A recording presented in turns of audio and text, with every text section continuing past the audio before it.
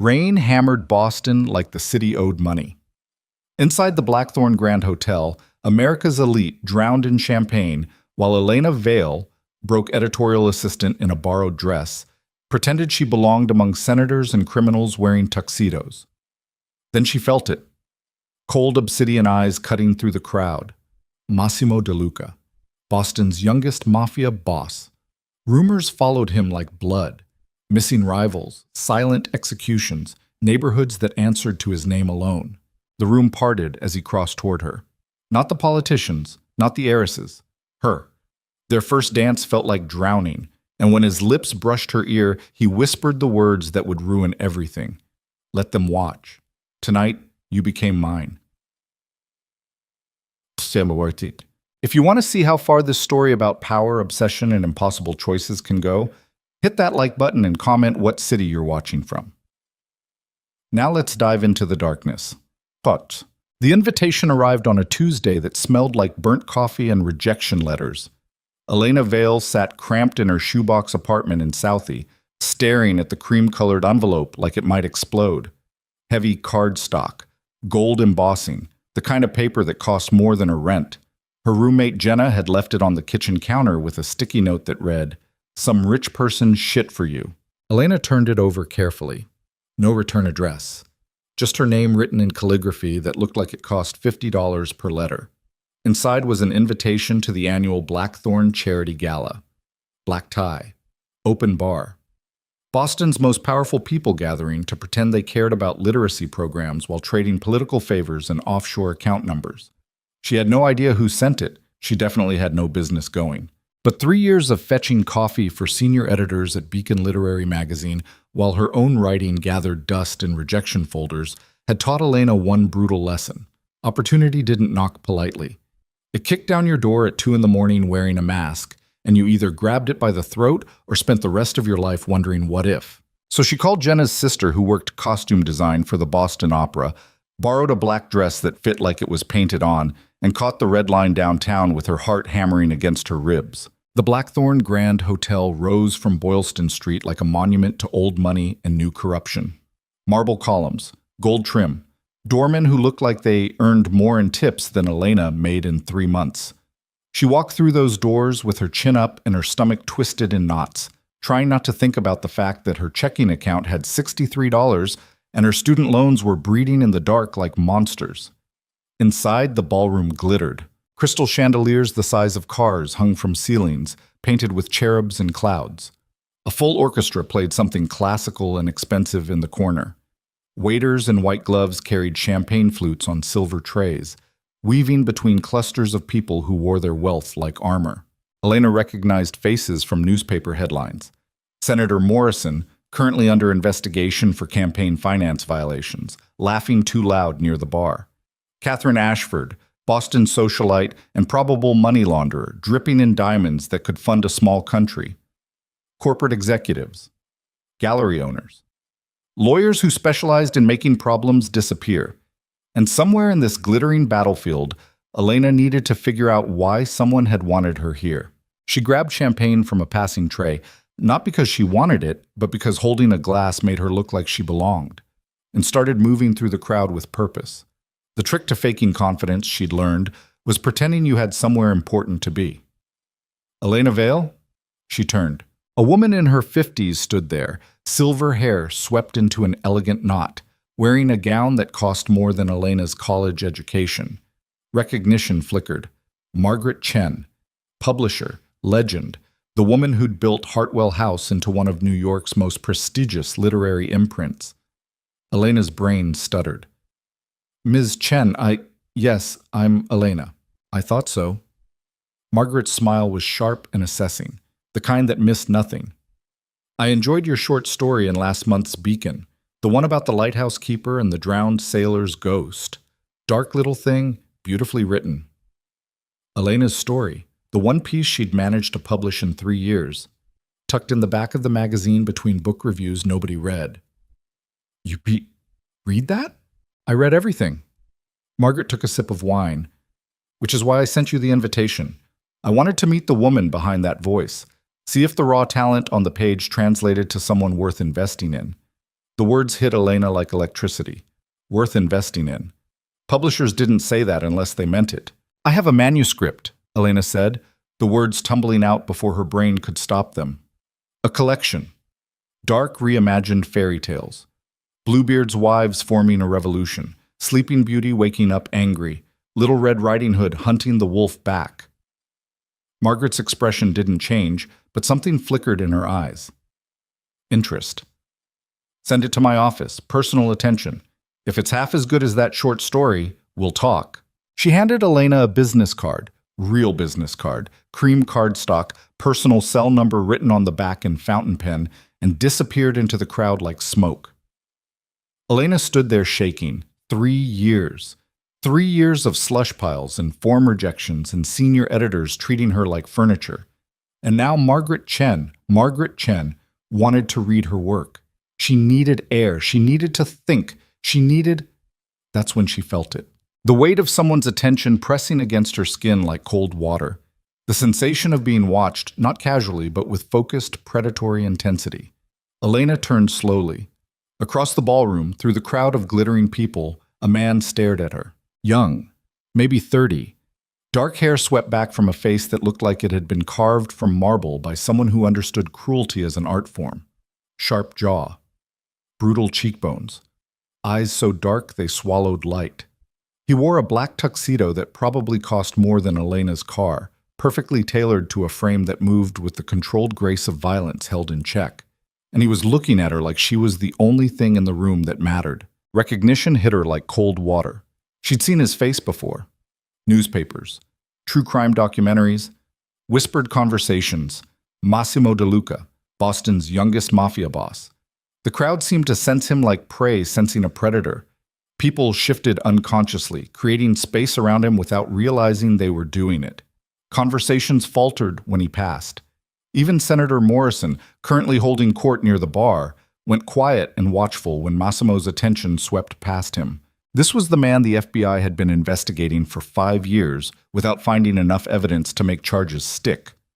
The man who controlled everything from construction contracts to shipping routes to judges who suddenly ruled in his favor. The man whose rivals had a habit of disappearing into the harbor wearing concrete shoes. And he was walking toward her. Elena's brain screamed at her to move, to blend into the crowd, to disappear before whatever this was could start. But her feet stayed frozen. Massimo crossed the ballroom with the kind of confidence that came from owning every room you entered. People parted for him automatically. Nobody made eye contact. Nobody spoke to him unless spoken to first. He stopped directly in front of Elena, close enough that she could smell expensive cologne and something darker underneath. Gunpowder, maybe, or the metallic tang of fear that clung to men who made their living through violence. "You don't belong here," he said. His voice was low, controlled, the kind of voice that didn't need to rise to make people obey. Elena's mouth went dry.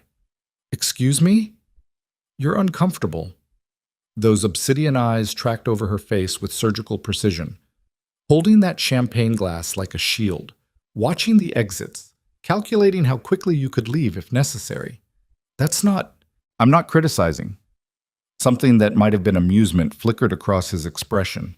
I'm saying you're the only interesting person in this room full of corrupt politicians and bored heiresses pretending tonight matters. Elena's heart hammered against her ribs. "You don't know anything about me."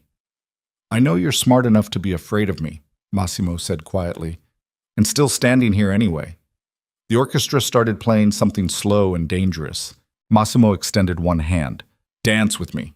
It wasn't a question. Elena knew with absolute certainty that accepting this invitation would be a mistake, that whatever came next would change everything, that men like Massimo De Luca didn't ask women like her to dance without reason.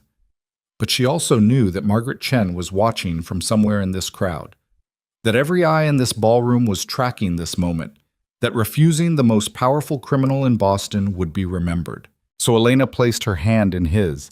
His fingers closed around hers like a trap springing shut. Massimo led her onto the dance floor with one hand at her waist, the other holding hers in a grip that felt possessive enough to bruise. He moved with the fluid grace of someone trained in violence, every step controlled and deliberate. "What's your name?" he asked. "Elena." "Elena." He said it like he was testing how it tasted. Why are you here tonight, Elena? I was invited. By? I don't know. Those dark eyes studied her face like he was reading a map. You're lying. I'm not. The invitation came anonymously. Interesting. Massimo pulled her closer until she could feel the heat radiating off his body. Someone wanted you in this room. Someone with access to the guest list and enough pull to add names without question. Elena's mind raced. Why do you care? Because I own half the people in this room, he said matter-of-factly, and I make it my business to know who I don't recognize. They turned slowly across the polished floor. Around them, other couples danced, but Elena could feel the weight of their stares, people pretending not to watch while watching everything. What do you do, Elena? I'm a writer. For? Beacon Literary Magazine. I'm an editorial assistant. Massimo's expression shifted slightly. The literary magazine that published that lighthouse story last month. Elena's breath caught. You read Beacon? I read everything. The words echoed Margaret Chen almost exactly, especially things that might tell me about Boston's cultural landscape. That story was good, dark, honest about grief and obsession. That was mine. His hand tightened slightly at her waist. I know. The music swelled. Elena's heart felt like it might crack through her ribs. You're him, she heard herself say. Massimo De Luca. The papers call you Boston's Ghost King. Do they? They say you control everything from City Hall to the docks, that judges rule in your favor, that your enemies disappear. And do you believe everything you read in newspapers? I believe men like you don't dance with women like me without reason. Massimo smiled then. Actually smiled. It transformed his face from brutal to devastating, like watching winter break into spring. Smart, he murmured. I like that. The song ended. The orchestra began another immediately, but Massimo stopped moving. He stood in the center of the dance floor with his hand still at Elena's waist, staring down at her like he was making a decision that would have consequences. Come to dinner with me tomorrow night, he said. Elena's brain screamed warnings, red flags, danger signs. I can't. Why not? Because you're... She gestured helplessly. You. And you're a struggling writer who just got her first real break. Massimo's voice dropped lower. Margaret Chen is watching us right now. She's curious why the most feared man in Boston is paying attention to someone she just discovered. When you send her your manuscript, she'll remember this moment. She'll wonder what I saw in you. She'll read your work more carefully because of it. Elena's stomach dropped. You're using me for publicity. No. His thumb traced a small circle against her hip through the thin fabric of her dress. I'm helping you, and asking for one dinner in return. Why? Because I haven't wanted to know someone in a very long time.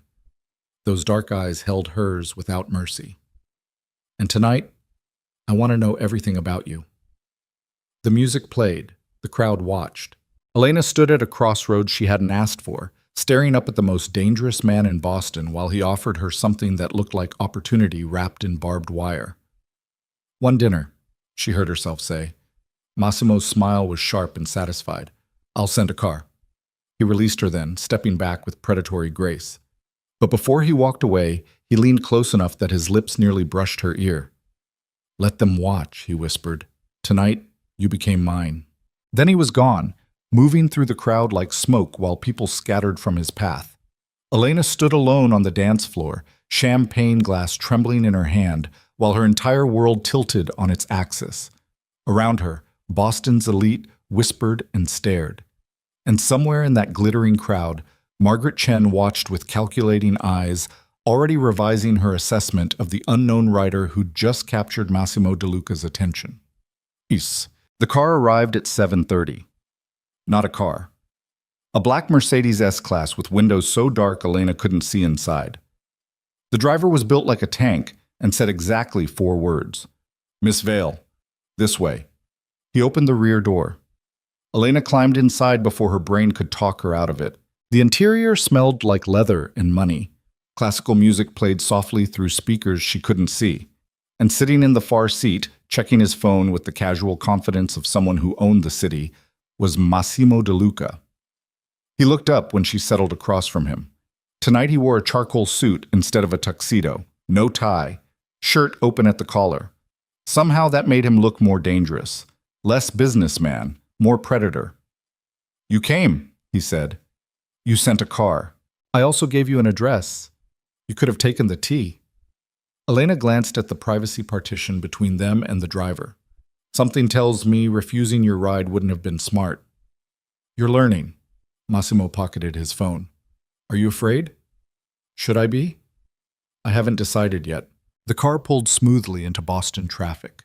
Rain had started again, turning the city into streaks of light and shadow beyond the windows. They drove in silence for several minutes, moving through neighborhoods Elena recognized, and then ones she didn't. Quieter streets where money lived behind iron gates and security systems. Finally, Massimo leaned forward slightly. "Tell me about your lighthouse story." Elena blinked. "What?" "The one in Beacon. The keeper who falls in love with a drowned sailor's ghost. Tell me why you wrote it." "Why do you care?" "Because I want to understand how someone like you ends up at a charity gala full of criminals and liars, dancing with the most dangerous man in the room." "You asked me to dance." "And you said yes." Those dark eyes pinned her. "Tell me about the story." Elena swallowed. Nobody had ever asked her this. Not even Jenna, who'd read the piece and said it was pretty, but sad. "It's about loneliness," she said finally. "About loving something you can't touch. The keeper builds his entire life around a ghost who only appears during storms. And every morning when the sun rises, she disappears. So he starts praying for bad weather, storms, hurricanes, anything that will bring her back. And does she come back? Every time. Does he ever wonder if he's going insane? Constantly." Massimo's expression shifted. "But he keeps the lighthouse anyway. Because loneliness is worse than madness." The car turned down a narrow street lined with renovated brownstones. They pulled up in front of a building that looked historic and expensive, with climbing roses and iron railings. "We're here," Massimo said. The driver opened Elena's door. She stepped out into the rain-soaked evening, staring up at the building. "Where's here?" "My home." Elena's heart kicked. "You said dinner." "I did.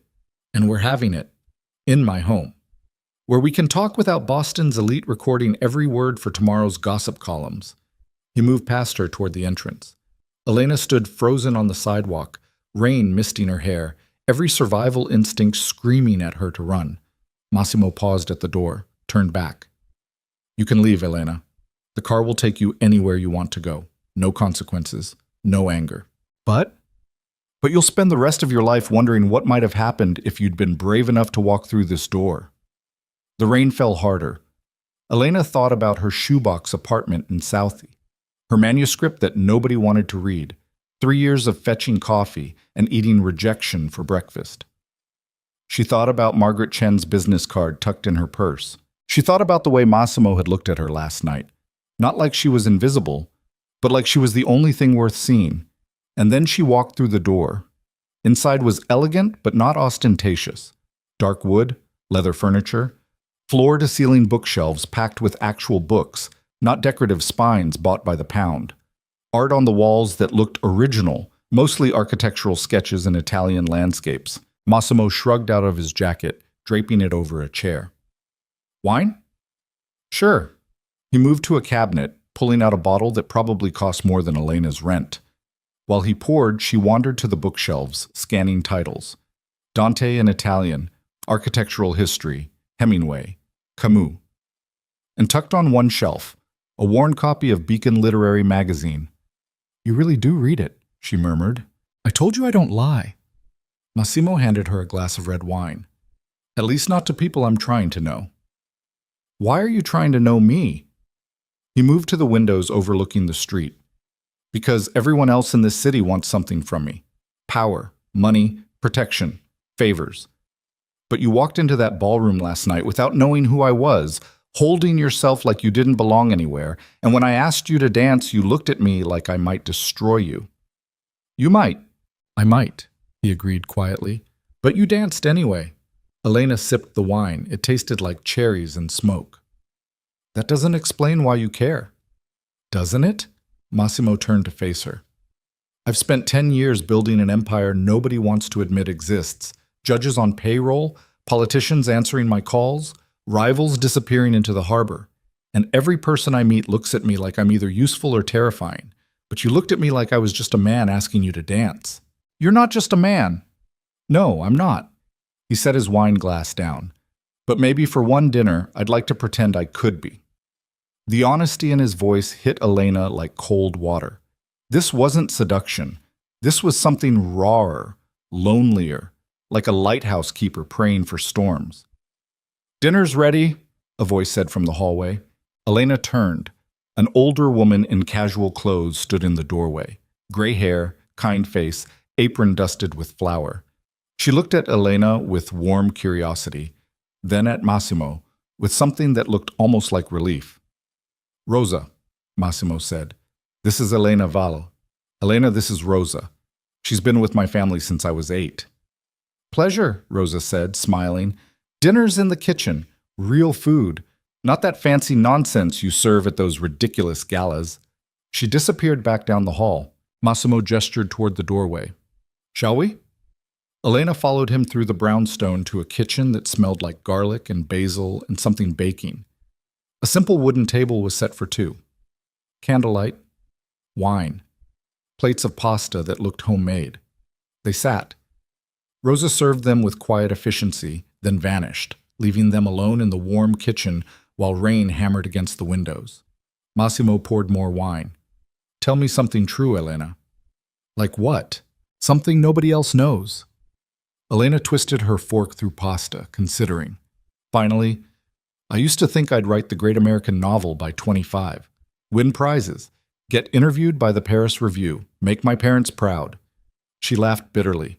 "Instead, I'm 27, broke, and fetching coffee for editors who can't remember my name." "But you're still writing." "Because I'm too stubborn to stop." "That's not stubbornness." Massimo's eyes held hers. "That's faith." "Faith in what?" "That the words matter, that eventually someone will listen." Elena's chest tightened. "What about you?" "What about me?" "Tell me something true, something nobody knows." Massimo was quiet for a long moment, studying his wine like it held answers. Finally, "I wanted to be an architect." Elena blinked. "What?" "Before I inherited this empire, before I became Boston's Ghost King, I wanted to design buildings, create something beautiful instead of..." He gestured vaguely. "This." "What stopped you?" "My father was murdered when I was 22. His voice went flat, emotionless. "Shot in his car outside a restaurant in the North End. 3 bullets, died before the ambulance arrived. And suddenly I had a choice. Let his empire collapse and dishonor everything he built, or become the monster necessary to hold it together." "So you chose the empire. I chose survival." Massimo's jaw tightened. "And then I discovered I was good at it, better than my father, more ruthless, more efficient, more feared." "Do you regret it?" He looked at her then, really looked at her, with something broken visible behind those dark eyes. "Every single day." The confession hung between them like smoke. Elena's heart ached in a way she didn't understand. This man, this terrifying, powerful man, was just as trapped as she was. Different cage. Same desperate need to escape. "Why did you really ask me here tonight?" she asked quietly. Massimo reached across the table. His fingers brushed hers, rough and warm. "Because for 5 minutes last night dancing with you, I forgot what I had become, and I needed to know if that feeling was real or just another lie I was telling myself." And it was real. His thumb traced small circles against her palm. "Which makes you the most dangerous thing that's happened to me in 10 years. Elena should have pulled away, should have stood up and called that car and run before whatever this was could burn her alive. Instead, she turned her hand over, lacing her fingers through his. They sat like that while the rain fell and the candles burned low, 2 people drowning in separate oceans, reaching for each other across dark water. Later, much later, after Rosa had cleared the dishes and disappeared upstairs, Massimo led Elena to the roof. The rain had stopped. Boston sprawled below them, a glittering map of light and shadow. The city looked almost beautiful from up here, almost clean, like you couldn't see the corruption and violence and desperation woven through its streets. Massimo stood at the railing, hands in his pockets, staring out at the skyline. "Do you know what my father told me before he died?" Elena moved beside him. "What?" "That every king is just a prisoner with a crown." His voice was quiet, raw. "And the moment you accept the throne, you stop being a man and become a symbol, something people worship or fear or want to destroy, but never love." "That's bleak." "That's truth." Elena looked up at him, at the sharp lines of his profile against the city lights, at the loneliness carved into every angle of his face. "I don't fear you," she said. Massimo turned. Those obsidian eyes found hers in the darkness. "You should." "I know, but I don't." He moved closer until she could feel the heat radiating off his body, until she had to tilt her head back to hold his gaze. His hand came up slowly, cupping the side of her face with surprising gentleness. "You're going to ruin me, Elena Vale," he whispered, "or you'll ruin me first." "Probably." And then he kissed her. It wasn't gentle, wasn't careful. It was the kiss of a drowning man breaking surface, desperate and hungry and barely controlled. His hands tangled in her hair. Her fingers clutched at his shirt. They crashed together like storm waves while Boston glittered below them, indifferent to another collision in the dark. When they finally broke apart, both breathing hard, Massimo pressed his forehead against hers. "Stay," he said. Not a command. A plea. Elena's heart hammered. "Massimo." "Not for that. Just stay. Talk to me. Help me remember what it feels like to be human." She should have said no. She said yes. They spent the night on that rooftop, tangled together under blankets Rosa brought without comment, talking about everything and nothing. Elena told him about growing up in Providence with parents who wanted her to be a lawyer. Massimo told her about his mother, who died when he was 16, and how she used to read him Italian poetry before bed. They talked about books and architecture and the thousand small ways life didn't turn out the way they'd planned. And somewhere around 3 in the morning, with the city quiet and stars barely visible through light pollution, Elena realized she'd made a terrible mistake. Because she was falling for him. For the monster in the expensive suit. For the king trapped in his own kingdom. For the man who looked at her like she was the only real thing left in his corrupted world. The sun rose slowly over Boston, painting the sky in shades of pink and gold. Massimo's phone buzzed. Then again. Then continuously. He pulled it out, frowning. His expression went dark. "What?" Elena asked. "One of my warehouses." His voice went flat, dangerous. "Someone torched it 3 hours ago. 20 million in inventory, gone." "Who?" "I don't know yet." He was already standing, transformation happening in real time. The gentle man who'd shared poetry and confession evaporated, replaced by something cold and lethal. "But I will." He made 3 phone calls in rapid-fire Italian, each one shorter and more brutal than the last. Elena watched the king return to his throne, the crown settling back onto his head like it had never left. When he finished, he turned to her. For a moment she saw conflict flicker across his face, the man wanting to stay, the monster needing to hunt. "I have to go," he said. "I know." "Rosa will drive you home." Elena stood, wrapping the blanket around her shoulders. "Massimo." He crossed to her in 3 strides, cupping her face between his hands. "Last night was real.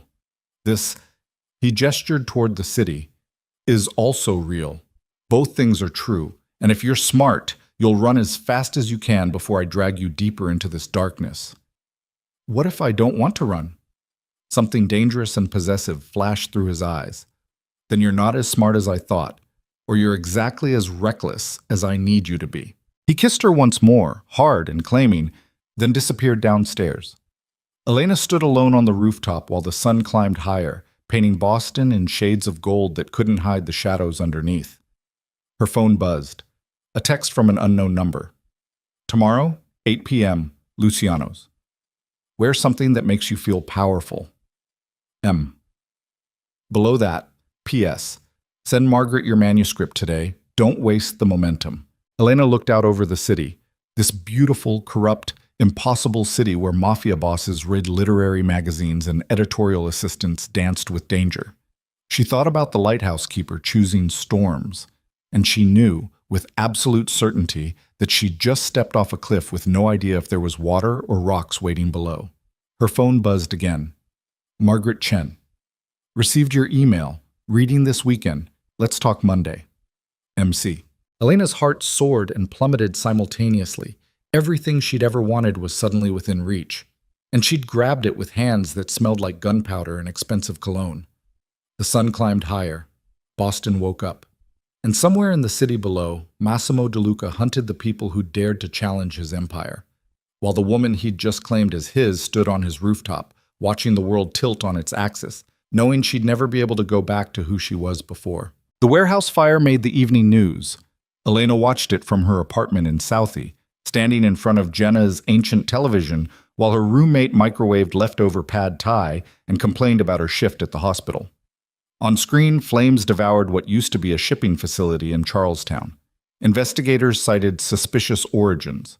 The reporter mentioned the building's owner, a shell corporation that traced back through 6 other companies before hitting a legal wall. Nobody said Massimo DeLuca's name. They didn't have to. Elena's phone buzzed. She grabbed it, hoping for Massimo. Instead, Margaret Chen. Finished your manuscript. Office tomorrow, 10 a.m.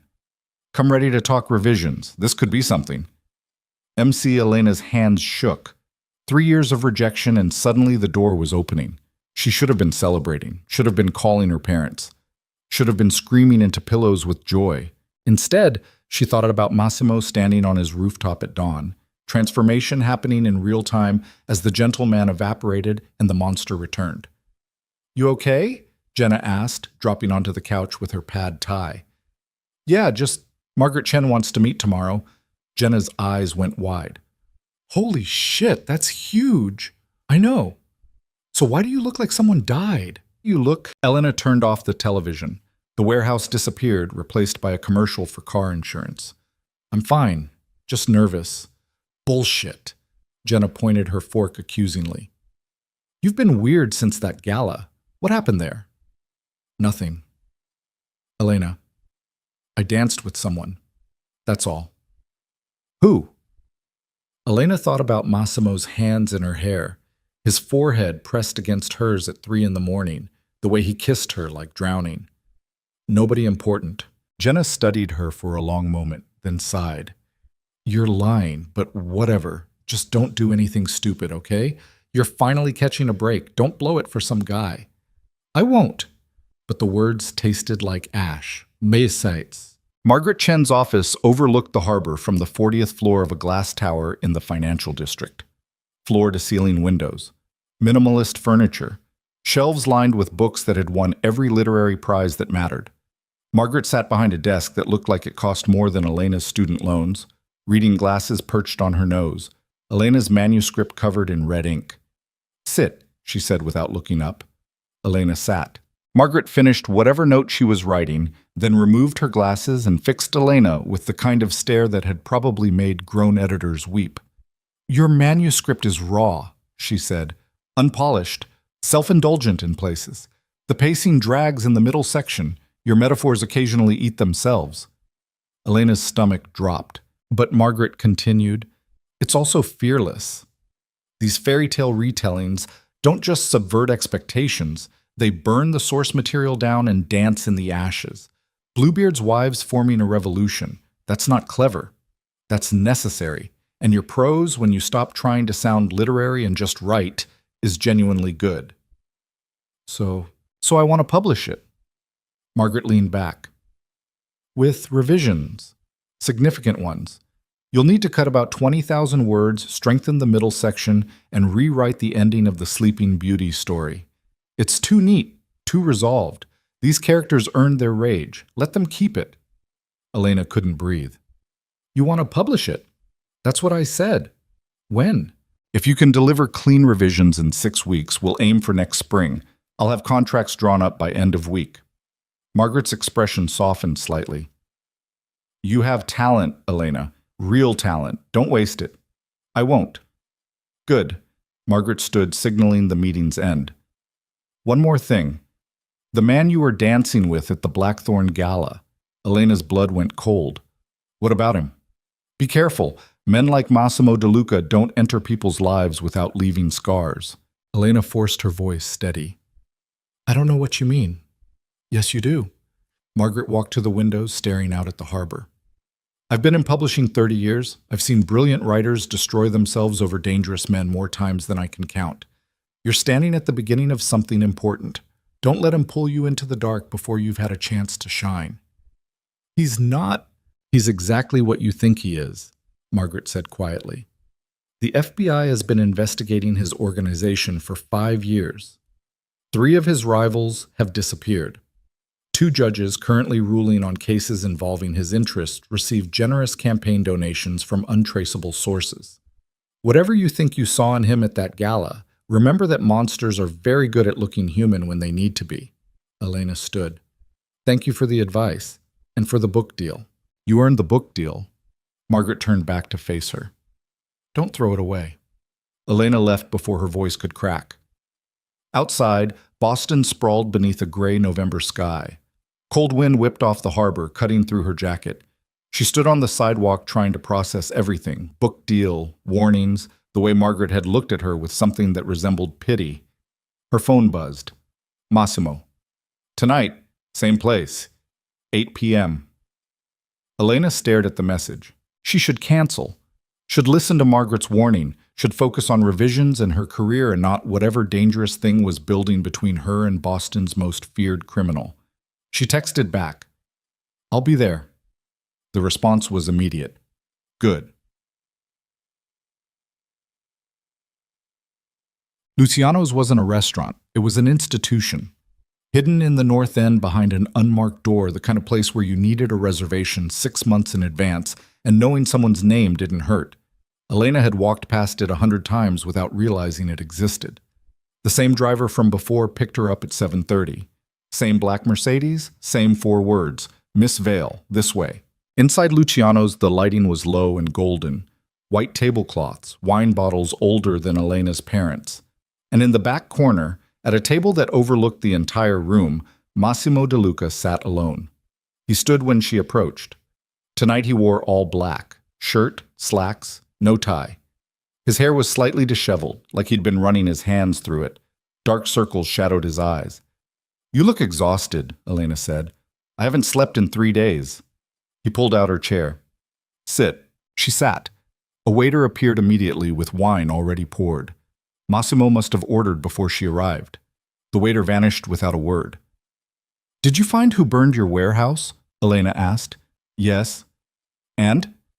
And they're not a problem anymore. The flat tone in his voice told Elena everything she needed to know. She picked up her wine glass with trembling hands. Massimo watched her carefully. Does that frighten you? Should it? Most people would say yes. Most people aren't sitting here with you. No, he agreed quietly. They're not. The waiter returned with appetizers Elena hadn't ordered. Massimo must have pre-selected everything. Burrata with heirloom tomatoes, grilled octopus, bread that smelled like heaven. They ate in silence for a moment. The restaurant hummed with quiet conversations. Other diners glanced their way occasionally, then quickly looked away when they recognized Massimo. Margaret Chen offered me a book deal today, Elena said finally. Massimo's expression shifted. Something warm flickered through those dark eyes. That's incredible. She also warned me about you. Smart woman. She called you a monster. She's not wrong. Massimo set down his fork. What did you say? I left. And then you came here anyway. Elena met his gaze. I wanted to see if she was right. And? I don't know yet. Massimo leaned back, studying her. 3 days ago, someone torched my warehouse. 20 million in inventory. Insurance will cover maybe half. The people responsible were working for the Rossetti family, rivals from the South End who've been testing my boundaries for months. What did you do? I went to their social club in Dorchester, walked in with 4 of my men, found Marco Rossetti playing cards with his captains. His voice stayed flat, emotionless. I told him he had 2 choices. Leave Boston permanently with his family intact, or stay and watch everyone he loves disappear one by one. Elena's throat went dry. What did he choose? He's catching a flight to Miami tomorrow morning. You didn't kill him. No. Why not? Massimo's jaw tightened. Because I'm trying to be better than my father. He would have put bullets in everyone at that table. I gave them a chance to leave. That's still terror. Yes, it is. He picked up his wine. And if you're looking for me to apologize for protecting my empire, you're going to be disappointed. I didn't build this by being gentle. I know. Do you? His eyes pinned her. Because right now you're looking at me like you're trying to decide if I'm human or monster. And the truth is I'm both. Every single day. And I can't promise you which one you'll get. Elena's heart hammered. Then why am I here? Because you're the only person who makes me want to be more human than monster. The confession came out rough, raw, and I'm selfish enough to keep pulling you into this darkness because being around you feels like breathing after drowning. The words hit Elena like electricity. Around them, the restaurant continued its quiet symphony. Wine being poured, plates being delivered, conversations about art and theater and things that didn't involve warehouses burning. Margaret thinks you'll destroy me, Elena said quietly. She's probably right. And you're okay with that? Massimo leaned forward. No. Which is why I'm going to give you one more chance to walk away, right now.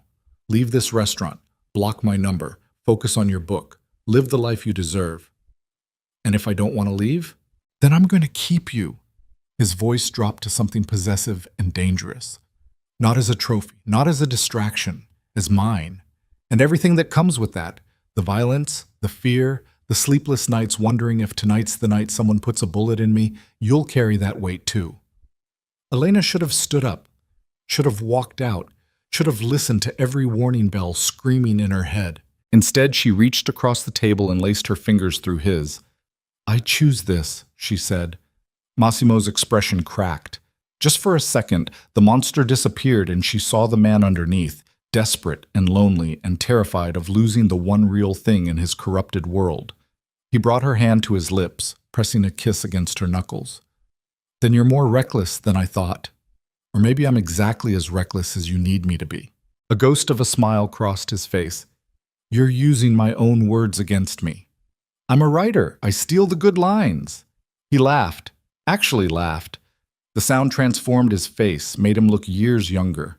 Several nearby diners glanced over in surprise, like they'd never heard Massimo De Luca laugh before. Maybe they hadn't. Dinner continued. They talked about books and architecture and Elena's manuscript revisions. Massimo asked intelligent questions about her fairy tale retellings, pushing her to explain choices in a way that made her think harder about her own work. The Sleeping Beauty story, he said over dessert. Why does she wake up angry instead of grateful? Because everyone assumed she wanted to be saved, Elena said. But maybe she was fine sleeping. Maybe being unconscious was better than dealing with a world that didn't ask her permission before cursing her, kissing her, deciding her fate. So the prince isn't the hero. The prince is another man who thought he knew what she needed better than she did. Massimo's eyes darkened. That's brutal. That's honest. I like it. He pushed his espresso aside. Margaret's right about one thing. Your rage is necessary. Don't let anyone soften it. Elena's chest tightened. Even you? Especially me. They left Luciano's near midnight. The driver was waiting, but Massimo waved him off. Walk with me, he said. They moved through the North End's narrow streets, past closed bakeries and restaurants. November wind cut through Elena's coat. Massimo shrugged out of his jacket and draped it over her shoulders without asking. It smelled like him, expensive cologne and something darker underneath. Tell me about your father, Elena said. Massimo's expression went carefully blank. Why? Because you mentioned him once, and then never again. They walked in silence for a full minute. Elena thought he might not answer. Then, he was a king, Massimo said quietly. The old school kind. Respected, feared. He controlled everything from City Hall to the docks without anyone being able to prove it. Built an empire that moved money and power through Boston like blood through veins. Did you love him? Yes. Did you like him? Massimo stopped walking. They stood on a corner beneath a streetlight, cold wind whipping between buildings. He used to beat my mother when he was drunk, not often.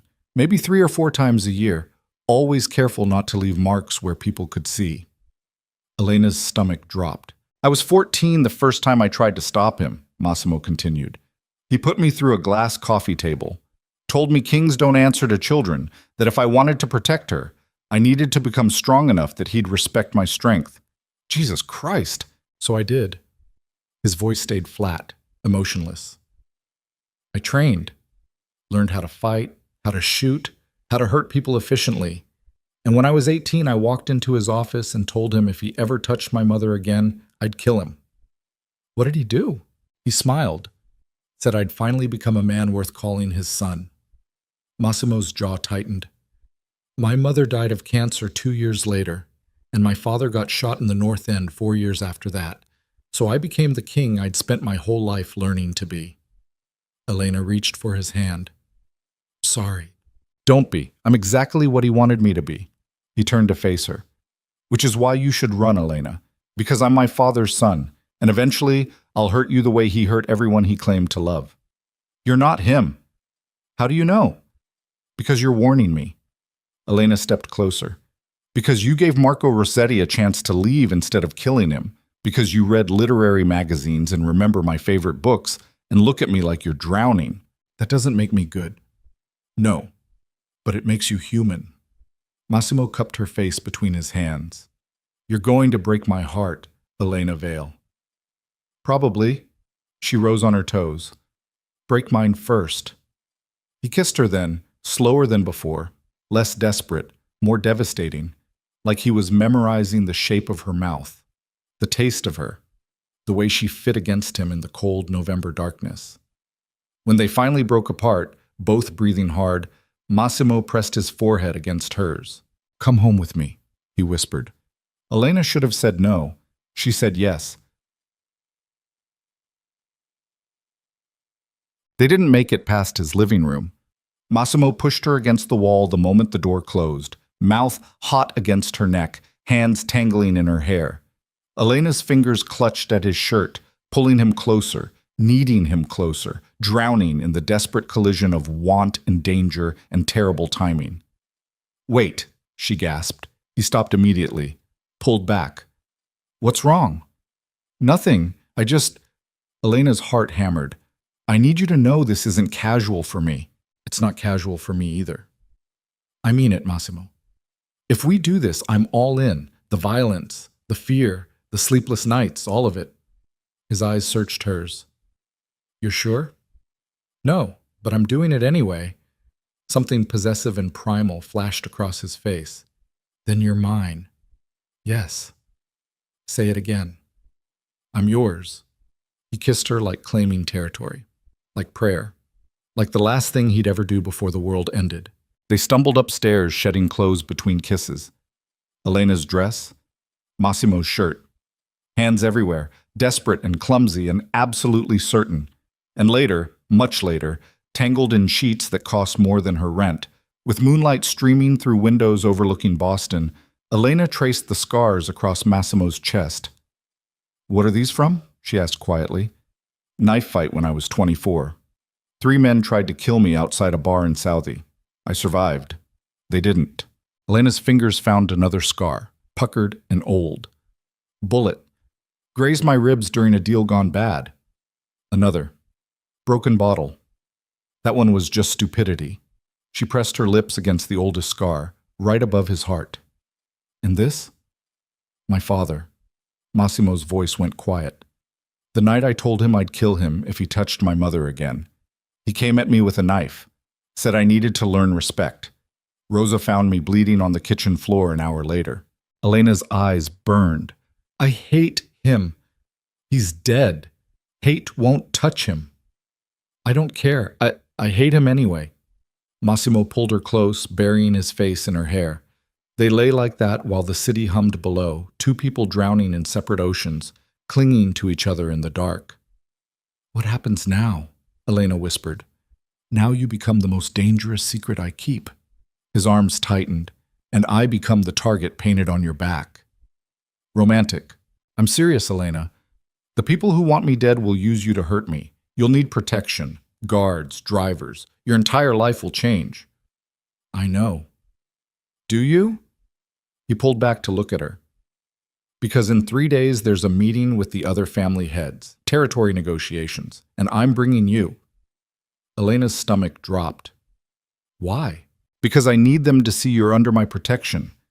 That touching you means war. His expression went dark, possessive. And because I'm done hiding what you mean to me. What if they see me as a weakness? Then they'll try to exploit it, Massimo said flatly, and I'll bury them for it. Elena should have been terrified. She was. But she was also done running from the life unfolding around her. The book deal, the dangerous man, the terrible timing of everything good and destructive arriving simultaneously. Okay, she said. Okay? Take me to your meeting. Introduce me to your world. She met his eyes. Show them I'm not afraid. Massimo's expression cracked open. You're either the bravest person I've ever met or the most reckless. Can I be both? He kissed her again, softer this time, almost gentle. Yes, which is why you're going to ruin me completely. They fell asleep tangled together while Boston's darkness pressed against the windows, indifferent to another collision between light and shadow, another woman choosing danger over safety, another monster learning what it meant to want something more than power. And 3 days later, Elena would walk into a room full of criminals wearing a red dress and Massimo De Luca's protection like armor, not knowing that the choice she'd made tonight, to stay, to surrender, to become his, would cost her everything she thought she knew about safety, trust, and the difference between love and obsession. But that revelation was still 3 days away. Tonight, she slept beside the man who would destroy her world, feeling safer than she'd felt in years, completely unaware that morning would bring the first real test of her reckless faith, and the moment when Massimo's enemies would finally see an opening to strike. The city kept breathing, and deep in the North End, in a cramped office above a closed butcher shop, a man named Vincent Caruso stared at photographs of Massimo De Luca kissing an unknown woman outside Luciano's restaurant. Who is she? He asked. His lieutenant checked notes. Elena Vale, 27, editorial assistant at Beacon Literary Magazine, lives in Southie, parents in Providence. No criminal record. Nobody important. Vincent smiled slowly. Then she's exactly what we need. He pulled out his phone and made a call that would set everything in motion. The betrayal, the violence, the moment when Elena Vale would finally understand the cost of loving Boston's most dangerous man. The phone rang twice. A woman answered. Yes? We need to move the timeline up, Vincent said. By 3 days, the meeting at the Harborview. That's when we take him. And the girl? Grab her first. Make sure De Luca watches when we, The call cut off. Across the city, in his brownstone overlooking quiet streets, Massimo De Luca woke suddenly. Elena slept beside him, peaceful and unaware. He stared at the ceiling, heart racing for reasons he couldn't name, that old survival instinct screaming warnings he couldn't quite hear. Something was coming. He could feel it. He just didn't know what. Not yet. The morning of the meeting, Elena woke to find Massimo already dressed, standing at the window with his phone pressed to his ear, speaking rapid Italian in a voice that sounded like gravel and steel. She sat up. The sheets smelled like him. Like them. Like choices she couldn't take back. He ended the call and turned. Good morning. Who was that? Security detail. Extra precautions for tonight. He moved to the bed, sitting on the edge. Are you sure about this? Elena's stomach twisted. No, but I'm doing it anyway. That's becoming your philosophy. Apparently. He traced her jaw with one finger. The dress I sent will arrive at 3. Hair and makeup at 5. Car at 7. Don't argue about any of it. I wasn't planning to. Good. He kissed her forehead. I have meetings all day. Stay here. Rosa will make you breakfast. Don't leave the house without calling me first. Massimo. Elena. His voice went hard.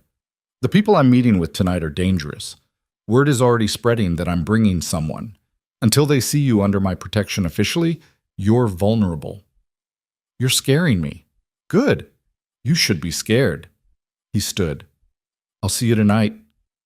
Then he was gone, footsteps echoing down the stairs, front door closing with finality that felt like a countdown starting. Elena sat alone in the bedroom of Boston's most feared criminal, wrapped in expensive sheets, staring at morning light painting the walls gold, and wondered what the hell she'd gotten herself into. Mset. The dress arrived in a box that looked like it cost more than her car. Black silk that clung like water. Backless. Dangerous. The kind of dress that announced you belonged to someone powerful and weren't apologizing for it. A note tucked inside. Red would have been too obvious. Black means you're not afraid of the dark. Elena held it against herself in front of the mirror. She looked like someone else. Someone confident and deadly and absolutely certain of her place in the world.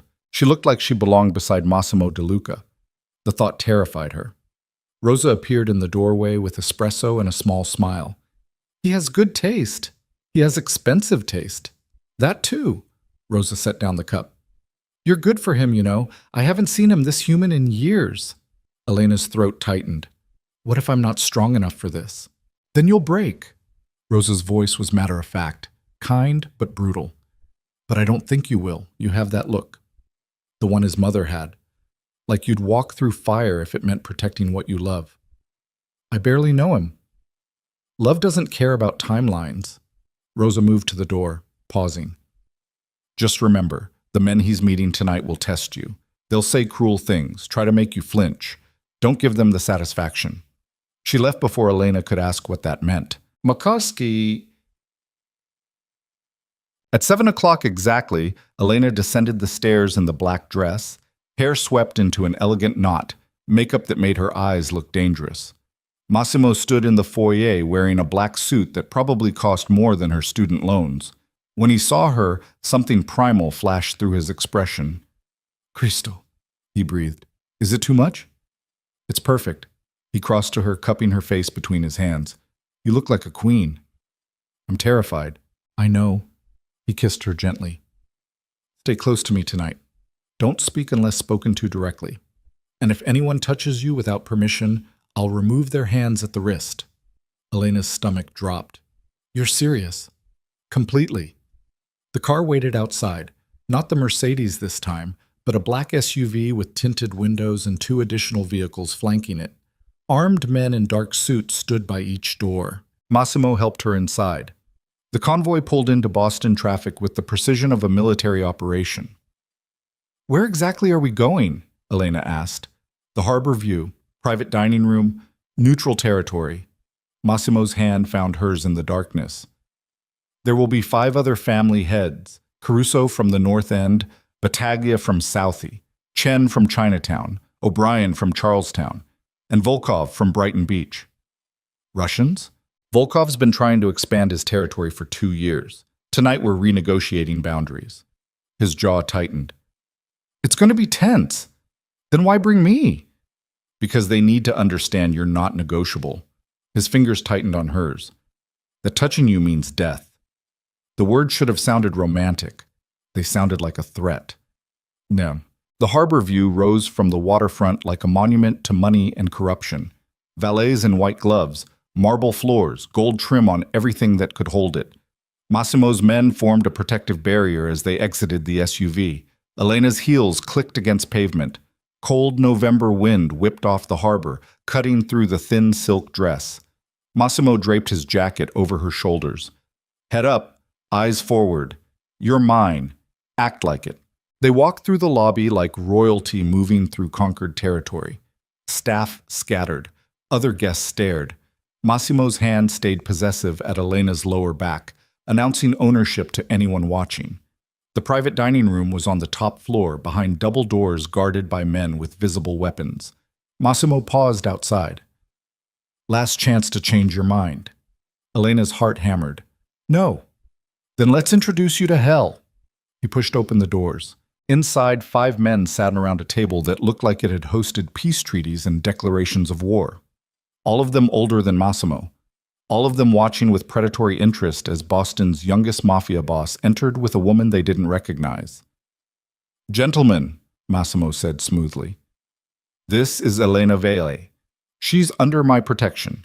Anyone who touches her answers to me personally. Vincent Caruso, stocky, gray-haired, eyes like a shark, smiled slowly. Protection? That's a strong word, DeLuca. It's the only word that matters. Interesting. Caruso's gaze tracked over Elena like she was meat. She doesn't look like your usual type. Careful, Massimo said quietly. The temperature in the room dropped 10 degrees. Battaglia laughed, deep and mocking. Easy, Vincent. The boy's in love. Let him enjoy it before reality sets in. Elena's fingers tightened on Massimo's arm. He guided her to a chair, pulling it out with exaggerated courtesy. She sat. He remained standing behind her, one hand on her shoulder. The message was clear. Touch her and die. A waiter appeared with wine. Nobody spoke while glasses were filled. The silence felt like razor wire.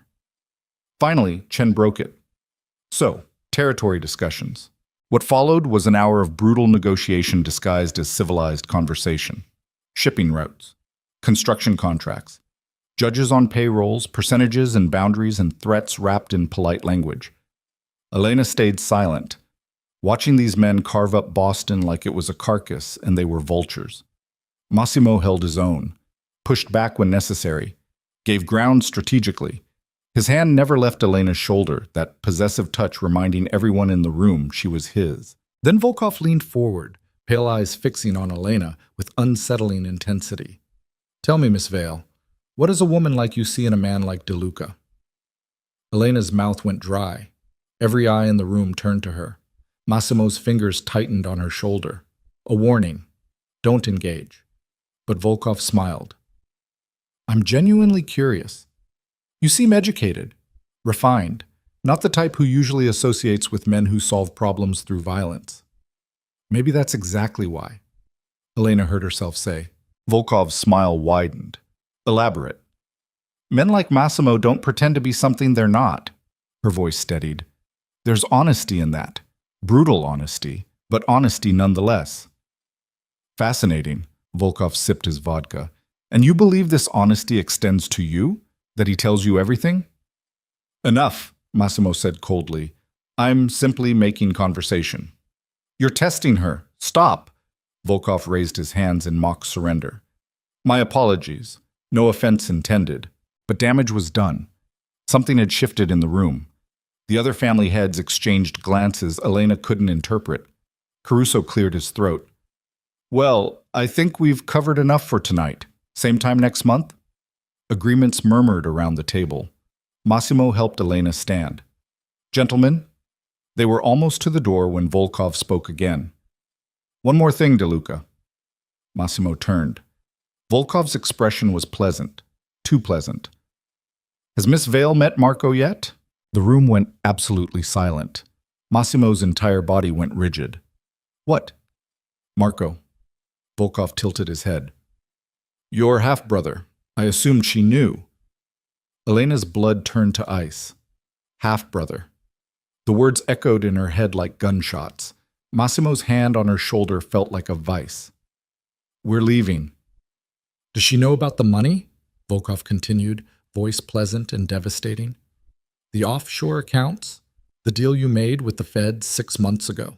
Shut your mouth, Massimo snarled. But Volkov was smiling now, actually smiling. Oh, she doesn't know. How delightful. Caruso stood. Volkov, enough. Enough? Volkov laughed. He's been feeding information to federal investigators for half a year, burning our operations one by one while pretending to negotiate in good faith. And you want me to stay quiet? The room exploded. Chairs scraped. Voices rose. Accusations flew like bullets. Elena stood frozen, trying to process. Half-brother. Federal deal. Information. Massimo was pulling her toward the door, but Battaglia blocked their path. Is it true? Battaglia demanded. Are you working with the Feds? Move, Massimo said. Answer the question. I said move. Battaglia's hand went to his waistband. To a gun. Everything happened at once. Massimo shoved Elena behind him. His own weapon appeared from somewhere. Elena hadn't even known he was armed. Caruso shouted something. Chen was yelling into a phone. And Volkov sat at the table, watching the chaos with satisfied eyes.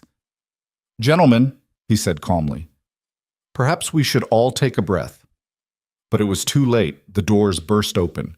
Federal agents in tactical gear flooded the room, weapons raised, voices shouting commands.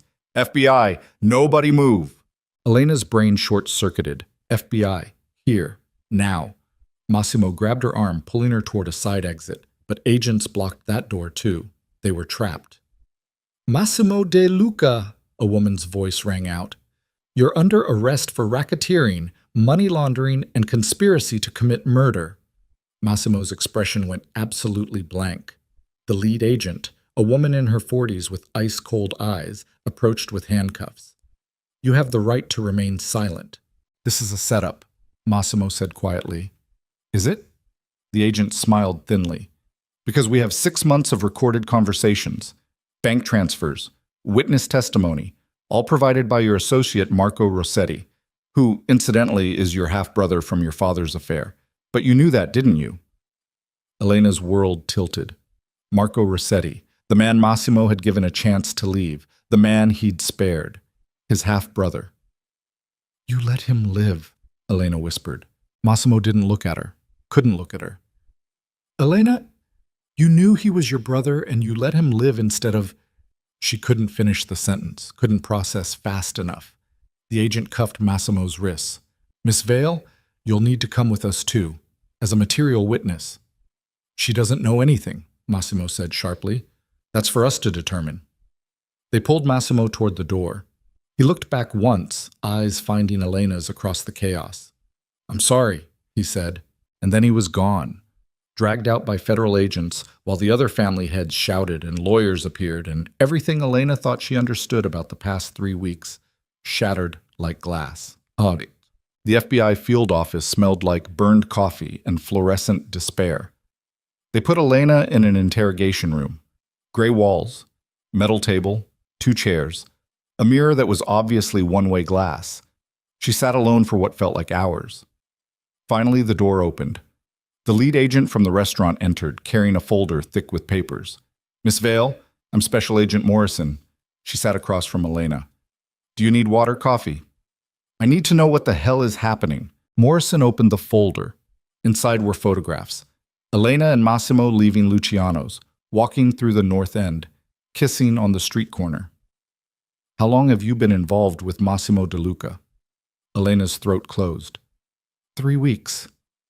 And in those 3 weeks, what has he told you about his business? Nothing. I'm not part of that world. But you know what he is? Yes. Morrison pulled out another photograph. This one showed Massimo meeting with Marco Rossetti outside the warehouse that later burned. Do you recognize this man? No. His name is Marco Rossetti. He's Massimo's half-brother from an affair his father had 20 years ago. Massimo discovered this fact 6 months ago during a territorial dispute. Morrison's voice was clinical, brutal. Instead of killing him, which would have been the expected response, Massimo made a deal. Immunity for information. Marco feeds us everything, locations, account numbers, names, and in exchange we protect him and his family. Elena's stomach dropped. Massimo's been working with you? Not working with. Being blackmailed by. Morrison pulled out more documents. We threatened to expose Marco's existence to the other families. Massimo's enemies would have used his brother to destroy him, so he cooperated, gave us enough to bring down the Caruso and Battaglia organizations without completely burning his own operation. Why? Because he's trying to dismantle his empire from the inside. Morrison's expression was unreadable. He's been systematically destroying his father's legacy, legitimizing businesses, cutting ties with violent operations. He wants out, Miss Vale, and he's been using us to make that happen. The words didn't make sense. Elena's brain refused to process them. Then why arrest him? Because 6 hours ago, someone leaked his cooperation to Volkov. We had to move the timeline up. Get him into protective custody before his own people killed him. Protective custody? He'll testify against the remaining families, and in exchange, witness protection, new identity, clean slate. Elena couldn't breathe. He never told me. Would you have stayed if he had? Morrison asked quietly. If he told you he was preparing to disappear, to become someone else entirely? The question hung in the air like smoke. Miss Vale, I need to know. Has Massimo given you any information, Account numbers? Names? Locations? No. Has he asked you to hold anything for him? Documents? Drives? No. Morrison studied her for a long moment. You're in love with him. It wasn't a question. Elena's eyes burned. That's none of your business. Actually, it is. Because he's going to disappear, Miss Vale. In approximately 72 hours, Massimo De Luca will cease to exist, and you need to decide right now if you're going with him or staying behind. The words hit like bullets. Going with him meant leaving everything, her book deal, Margaret Chen, her entire identity. Staying meant losing him forever. I can't make that choice, Elena whispered. You don't have a choice. Morrison stood. He made it for you 3 weeks ago when he pulled you into this world. Now you live with the consequences. She left Elena alone in that gray room with photographs of a man she'd loved for 3 weeks scattered across the table like evidence of a crime. Elena stared at Massimo's face captured in grainy surveillance photos, trying to reconcile the man who'd read her stories and kissed her gently with the criminal who'd been systematically destroying his own empire while lying to everyone, including her. The door opened again, but this time it wasn't Morrison. It was Rosa. The older woman's eyes were red. She sat down heavily across from Elena. They let me see him for 10 minutes, she said quietly. He asked me to give you this. She slid a folded piece of paper across the table. Elena opened it with trembling hands. Elena, I'm sorry. For all of it. The lies, the danger, the impossible choice I'm forcing you to make. Marco is my brother. I found out 6 months ago when he tried to kill me, and I discovered documents proving my father had another family. Instead of ending him, I saw an opportunity. A way out.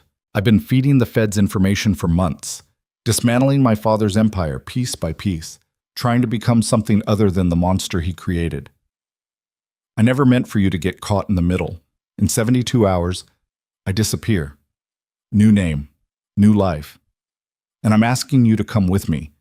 Not because I deserve you, but because the past 3 weeks have been the only real thing in my corrupted life, and I'm selfish enough to want more. If you choose to stay, I understand.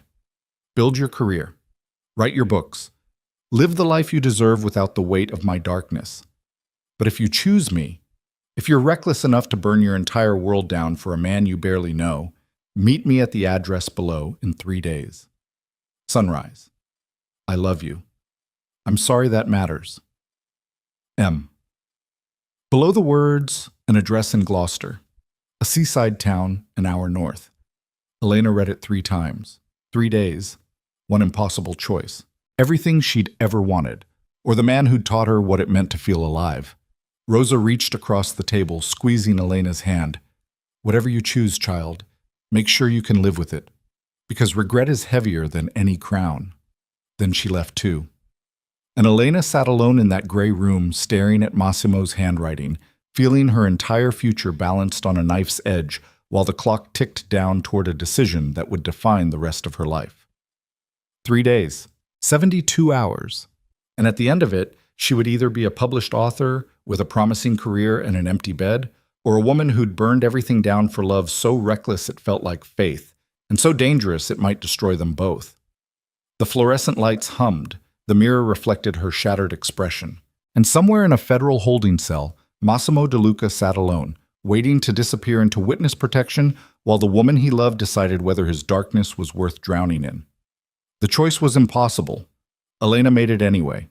She stood, folded the letter carefully, and walked out of that interrogation room with her spine straight and her heart hammering, already knowing exactly what she was going to do and absolutely terrified of the consequences. Outside, Boston sprawled beneath a November sky that looked like bruises, indifferent to another life being torn apart by love and violence and terrible timing. The clock started ticking. 3 days until sunrise. 3 days until everything changed. And in a holding cell downtown, Massimo pressed his forehead against cold concrete, eyes closed, praying to a fate he didn't believe in that the woman who'd survived his darkness would be reckless enough to follow him into the light, even if that light meant burning her entire world to ash first. Elena walked out of the FBI field office into cold November rain that felt like needles against her skin. 3 days, 72 hours until she had to choose between everything she'd ever wanted and a man who'd lied to her while teaching her what it meant to feel alive. Her phone buzzed. Margaret Chen. Elena stared at the name on the screen. Her book deal, her future, everything she'd worked 3 years to build. She answered. Hello, Elena. Margaret's voice was clipped, professional. I just received a very interesting call from my lawyer. Apparently the FBI contacted our office asking about your relationship with Massimo De Luca. Elena's stomach dropped. Margaret, I don't care what you do in your personal life, but I care very much when it threatens to become a publicity nightmare for my publishing house. A pause. Are you involved with organized crime? No. Are you under investigation? I'm a material witness, nothing more. Material witness to what? Elena closed her eyes. Rain soaked through her coat. I can't discuss it. The silence on the other end was crushing. Finally, I'm pulling the book deal. The words hit like bullets. What? I can't publish a debut author who's entangled in a federal investigation involving the Mafia. The optics are impossible. My board would never approve it. Margaret, please. I'm sorry, Elena. Truly. You're talented, but this association will destroy your career before it starts. Another pause. Walk away from whatever this is. Clean up your life. Then call me in a year. Maybe we can revisit. The line went dead. Elena stood on the sidewalk in the rain, phone clutched in her trembling hand, feeling her entire future collapse like a house of cards. 3 years of rejection and fetching coffee and eating her pride for breakfast, gone in one phone call. Her phone buzzed again, a text from Jenna. Where are you? Your mom called. She saw the news. FBI raid at some restaurant. They mentioned your name. What the hell is going on? Elena turned off her phone. She couldn't deal with this. Couldn't process the fact that in 3 weeks she'd gone from invisible editorial assistant to material witness in a federal case against Boston's criminal underworld. She needed to think. She needed air. She needed... A black sedan pulled up beside her. The window rolled down. Rosa sat in the driver's seat. Get in. Elena climbed inside without questioning it. Rosa pulled into traffic with the efficiency of someone who'd driven through Boston's chaos for decades. Where are we going? Elena asked. Somewhere safe. You can't go back to your apartment. Massimo's enemies know who you are now. How bad is it? Rosa's expression was grim. Volkov put a price on your head 2 hours ago. $500,000 to whoever delivers you to him alive. Elena's blood turned to ice. Why? Because you're the only leverage they have left. Massimo's in federal custody. Marco's in witness protection. But you're exposed. And if they grab you, they can force Massimo to recant his testimony. Rosa turned down a narrow street, which means you need to disappear. Tonight. They pulled up in front of a church in Dorchester. Not abandoned, but quiet. Rosa led Elena through a side entrance, downstairs that smelled like dust and old prayer books, into a basement that looked like it had been converted into a safe house. Cots. Supplies. A table with maps spread across it. And sitting at that table, surrounded by papers and exhaustion, was Marco Rossetti. Elena froze. Marco looked up. He was younger than she'd expected, maybe 35. Dark hair. Sharp features that looked disturbingly similar to Massimo's. Same jaw, same brutal cheekbones. Miss Vale, he said quietly. I'm sorry we're meeting like this. You're the brother. Elena's voice came out flat, numb. Half-brother. My mother was a waitress in the North End. My father was... He gestured vaguely. Well, you know who he was. Did Massimo know about you? Not until 6 months ago. I tried to kill him during a territorial dispute.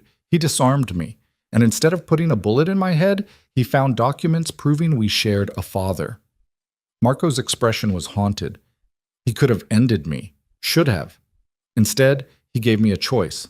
Work with the feds and live or die maintaining the lie. So you chose to betray everyone? I chose not to die for a man who never claimed me as his son. Marco's voice hardened. Our father used my mother like a convenience, paid her off, pretended I didn't exist, and when I tried to build my own organization, Massimo's people came after me like I was nothing. He spared you, because we share blood, not because he cared. Marco stood. But then he started feeding information to the feds, burning operations, protecting me. And I realized he was trying to dismantle the empire that destroyed both our lives. Elena's head spun. Why are you telling me this? Because in 3 days, Massimo disappears. New identity, new life. And the feds are giving him one choice. Go alone and stay safe, or bring you and put both your lives at risk. Marco's eyes pinned her. He's going to choose you, even though it's suicide. Why is it suicide? Rosa answered. Because Volkov has people everywhere. Federal witnesses die in protective custody all the time. Accidents, leaks. And if Massimo takes you with him, you become the weakness they'll exploit. Elena's throat closed. So I'm supposed to just let him disappear? You're supposed to stay alive, Marco said bluntly, which means making the smart choice instead of the romantic one. The basement fell silent except for water dripping somewhere in the darkness. Elena thought about Margaret Chen's voice on the phone, her book deal evaporating, 3 years of work destroyed in minutes. She thought about Massimo's letter, the address in Gloucester, sunrise in 3 days. She thought about the lighthouse keeper choosing storms. Take me to him, she said. Rosa's expression shifted. Elena, take me to Massimo, now, or tell me where he is so I can go myself. Marco exchanged glances with Rosa. That's not possible. He's in federal custody. Then get him out. We can't. Bullshit. Elena's voice sharpened. You've been running this operation for 6 months. You have contacts, leverage, find a way. Even if we could, it would blow the entire investigation. Everything we've built. I don't care about your investigation. Elena stepped forward. I care about seeing him before I make a decision that destroys my entire life. The silence stretched. Finally, Rosa spoke. There might be a way. Tomorrow morning. They're transporting him to a safe house for depositions. 10-minute window during the transfer. Where? The federal courthouse garage. 6 a.m. Rosa's expression was grave. But if you do this, if you see him, there's no going back. Volkov's people will be watching. They'll know you're still connected. The price on your head doubles. Elena's heart hammered. I don't care. Marco studied her with something that looked like respect. You're either very brave or very stupid. Everyone keeps saying that. Elena met his eyes. Maybe I'm both. The federal courthouse garage smelled like exhaust and old fear. Elena stood in the shadows at 5:50 a.m., wearing dark clothes Rosa had provided, a baseball cap pulled low over her face. Her breath formed clouds in the freezing pre-dawn air. Marco stood beside her, phone pressed to his ear, speaking in clipped Italian. They're 2 minutes out, he said quietly. You'll have 5 minutes, maybe less. Use them wisely. A black SUV pulled into the garage, flanked by 2 unmarked cars. Federal agents exited first, hands on weapons, scanning the area with professional paranoia.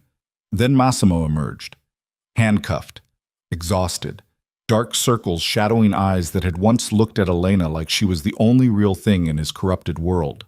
He saw her immediately. His entire body went rigid. What the hell is she doing here? Agent Morrison appeared beside him. She has 5 minutes, then we leave. Get her out of here, Massimo snarled. Now! But Elena was already moving, closing the distance between them with her heart hammering against her ribs. She stopped 3 feet away, close enough to see the exhaustion carved into every line of his face, far enough that the agents wouldn't consider her a threat. You lied to me, she said. I know. About everything. Your brother, the feds, your plan to disappear. Yes. Why? Massimo's jaw tightened. Because if I'd told you the truth, you would have run, and I was selfish enough to want you close, even if it meant pulling you into this nightmare. So you used me. No. His voice cracked. I fell in love with you, and then I didn't know how to tell you the truth without destroying what we had. Elena's eyes burned. Margaret pulled my book deal. My roommate thinks I'm involved with organized crime. My parents are calling every hour demanding explanations I can't give. And there's a price on my head because I was stupid enough to fall for you. I'm sorry. Sorry doesn't fix this. I know. Massimo took a step closer. The agents tensed but didn't intervene. Which is why you need to let me go. In 3 days, I disappear, and you stay here. Build your life, write your books, forget I ever existed. Is that what you want? It's what's safe. I didn't ask if it was safe. Elena's voice sharpened. I asked if it's what you want. The silence stretched. Finally, no. I want you with me, every day, every night, for however long we have before this world catches up and destroys us both. His eyes held hers without mercy. But wanting something doesn't make it right. 3 weeks ago, you told me to dance with you even though it was dangerous. You told me to stay even though it was reckless. You pulled me into your world and made me feel alive for the first time in years. Elena closed the distance between them, standing close enough to feel the heat radiating off his body despite the handcuffs and agents and impossible situation. So don't you dare tell me to walk away now because you've decided what's best for me. Elena, I choose you. Her voice broke. I choose the danger, the fear, the sleepless nights. I choose burning everything down because the past 3 weeks have been more real than 3 years of pretending I belonged in a world that never wanted me. Massimo's expression cracked open. You'll regret it. Probably. She reached up, cupping his face between her hands despite the agents watching. But I'd regret leaving more. He kissed her then, desperate and claiming and absolutely certain they were both making a terrible mistake. When they broke apart, Agent Morrison cleared her throat. Time's up. Massimo's forehead pressed against Elena's. Gloucester, sunrise, 3 days. I'll be there. If you change your mind, I won't. They pulled him away. He looked back once, eyes finding hers across the garage, and Elena saw everything she needed to see in that glance. Terror and love, and the desperate hope that somehow they'd survive whatever came next. Then he was gone, loaded into the SUV and driven away while federal agents secured the area. Marco appeared at Elena's side. That was stupid. I know. Volkov's people were watching. They'll know you're still connected. They'll come after you harder now. Let them. Marco studied her. You really love him? Yes. Enough to die for him? Elena turned to face Massimo's half-brother, this man who tried to kill him and ended up saving them both. Enough to fight. Something flickered through Marco's expression. Respect? Or recognition? Then we need to move fast. Volkov won't wait 3 days. He'll try to grab you before the transfer to Gloucester. So what do? We set a trap. Marco pulled out his phone, showing her a map. Tonight, abandoned warehouse in Southie. We leak your location. Let Volkov's people come for you. And when they do, we end this. You understand what that means? Marco's voice went hard. People will die. Maybe us. Probably some of them. This isn't a game. Elena thought about the warehouse fire she'd seen on the news, about Massimo's scars, about 3 weeks of dancing with danger while pretending she could stay clean. I stopped believing this was a game the moment I danced with him, she said. Marco smiled grimly.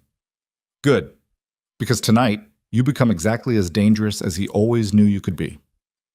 The warehouse was exactly as desolate as promised. Rusted metal, broken windows, the smell of salt and decay from the harbor. Elena stood in the center of the empty space, wearing the black dress from the Harborview meeting, the one that announced she belonged to someone powerful. Bait. That's what she was. Marco and 6 of his men were positioned in the shadows, armed, ready, waiting for Volkov's people to make their move. They'll come in fast, Marco had told her during the drive over. 3 or 4 men, professional. They'll try to incapacitate you without killing. Volkov wants you alive. What do I do? Stay standing, stay visible, and when the shooting starts, hit the ground. Now Elena waited in the cold darkness, heart hammering, wondering if she'd finally crossed the line from reckless into suicidal. Her phone buzzed, a text from an unknown number. We're watching, run now or die with him. Elena's hands shook. She typed back, come get me. Footsteps echoed in the darkness. 3 men emerged from the shadows. Not Volkov's people. These were younger, hungrier, the kind of criminals who'd take a contract for $500,000 without asking questions. The leader smiled. Miss Vale, you're making this very easy. Elena stood her ground. Where's Volkov? Somewhere safe, waiting for us to deliver you. He gestured. Come quietly and you don't get hurt. And if I refuse, then we make it hurt. Marco's voice cut through the darkness like a blade. Or you leave now, and I let you keep your lives. The three men spun, weapons appearing from beneath jackets. Marco stepped into the light, flanked by his men, all armed, all ready. This is a setup, the leader said slowly. Very good. Marco's smile was cold. Now make a choice.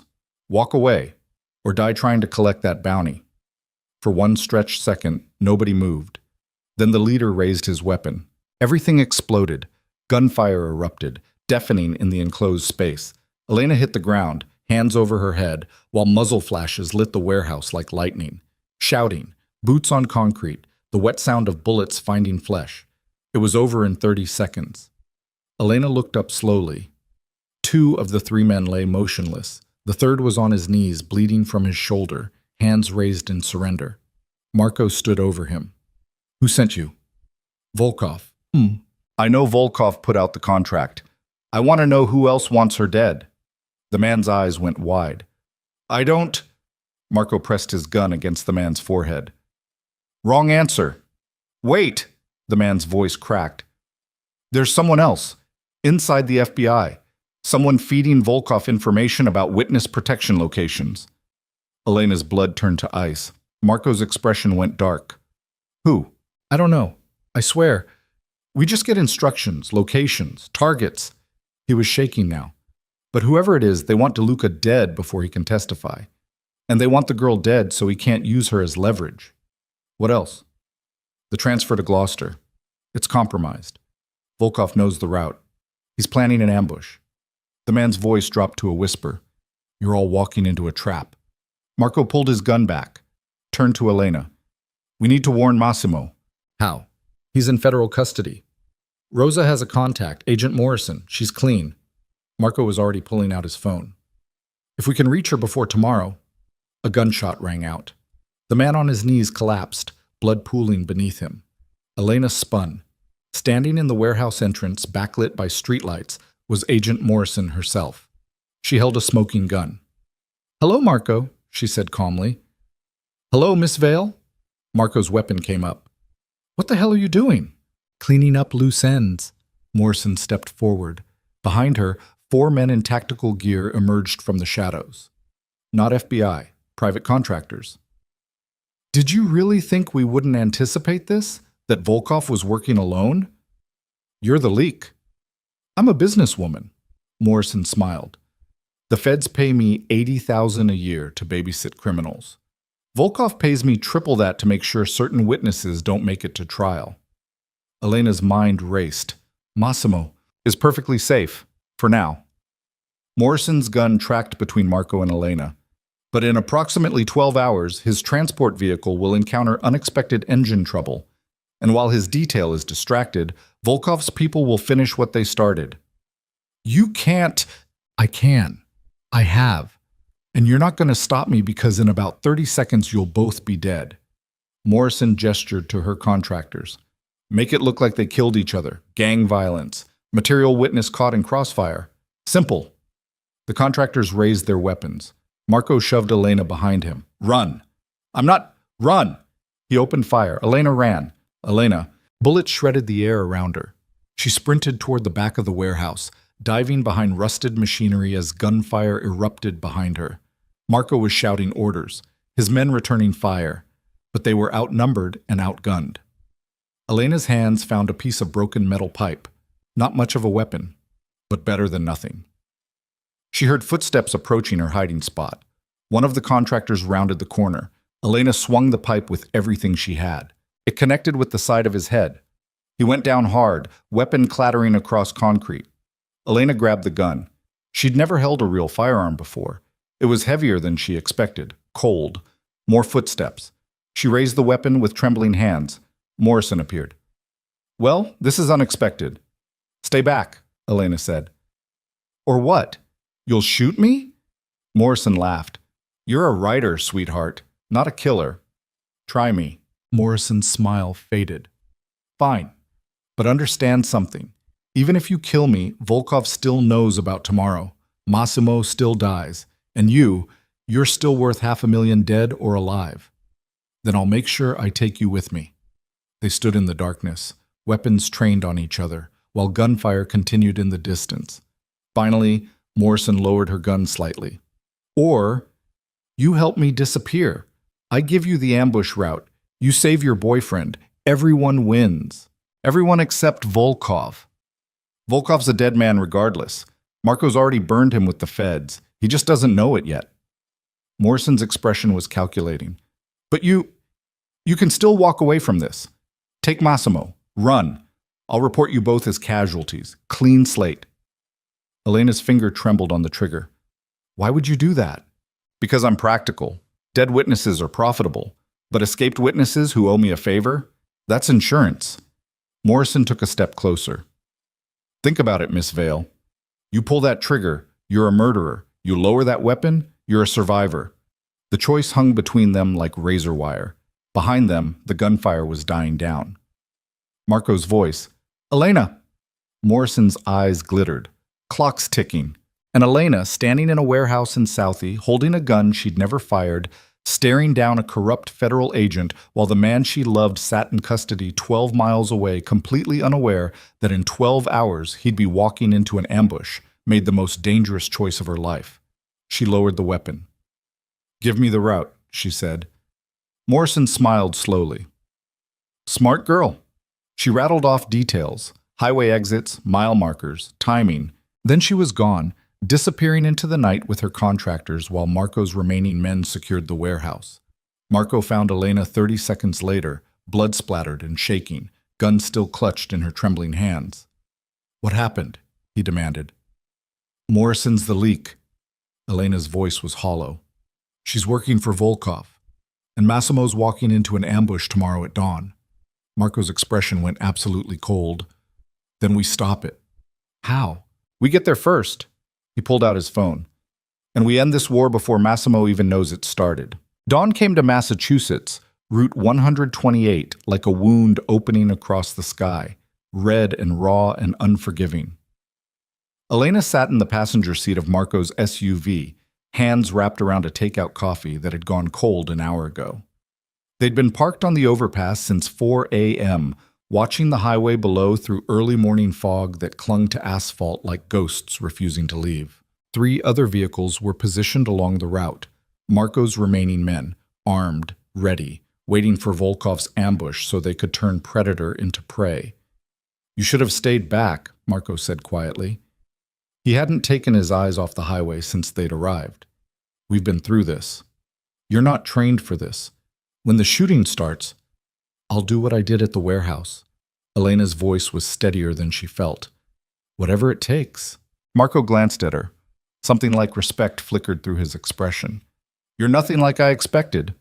What did you expect? A distraction. Another woman Massimo would use and discard when the game got too dangerous. He turned back to the highway. But you're still here. After the FBI. After Volkov.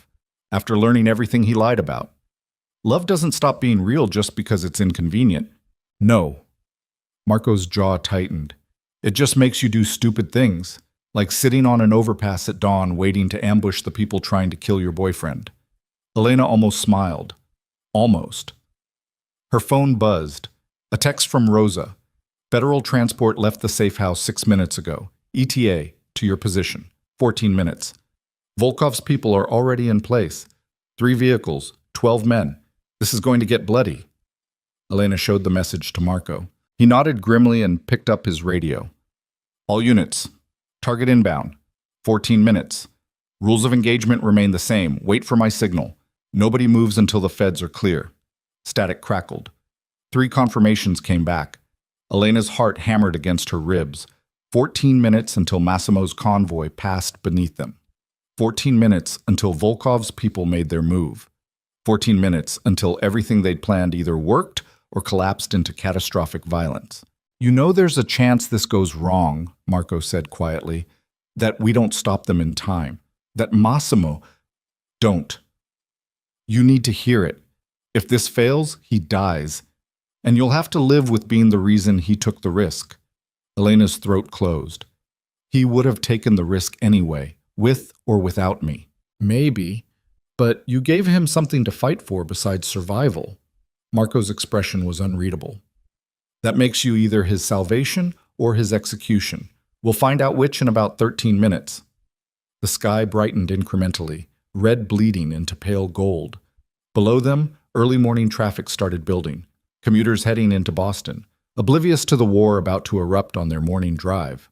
Elena thought about the first time she'd seen Massimo across that ballroom. Cold obsidian eyes watching her like she was the only real thing in a room full of illusions. She thought about dancing with him while Boston's elite whispered and stared, about the night on his rooftop when he'd pressed his forehead against hers and confessed he wanted to be more than the monster his father had created. She thought about the lighthouse keeper choosing storms. And she understood finally that love wasn't about safety or smart choices or perfect timing. It was about standing on an overpass at dawn with a gun you barely knew how to use, ready to burn the world down for someone who taught you that being alive meant risking everything. "There," Marco said sharply. 3 black sedans were pulling onto the highway from an access road 2 miles south, moving into position. Volkov's people. "Get ready," Marco said into the radio. Elena's hands shook. She forced them still. 5 minutes passed like hours. Then the federal convoy appeared. 2 SUVs flanking an armored transport vehicle, moving fast but not fast enough, completely unaware that 12 armed men were tracking their every movement. The lead sedan accelerated, pulling alongside the convoy. Windows rolled down. "Now," Marco said. His driver floored the gas. They shot down the overpass exit ramp, tires screaming, closing the distance to the ambush with brutal speed. Volkov's people saw them coming. Too late. Marco leaned out the window, weapon already firing. The lead sedan's windshield exploded. The vehicle swerved wildly, smashing into the guardrail. The federal convoy reacted immediately. SUVs boxing in the transport, agents returning fire, turning the highway into a war zone while morning commuters screamed and swerved and collided. Elena's driver pulled up beside the transport.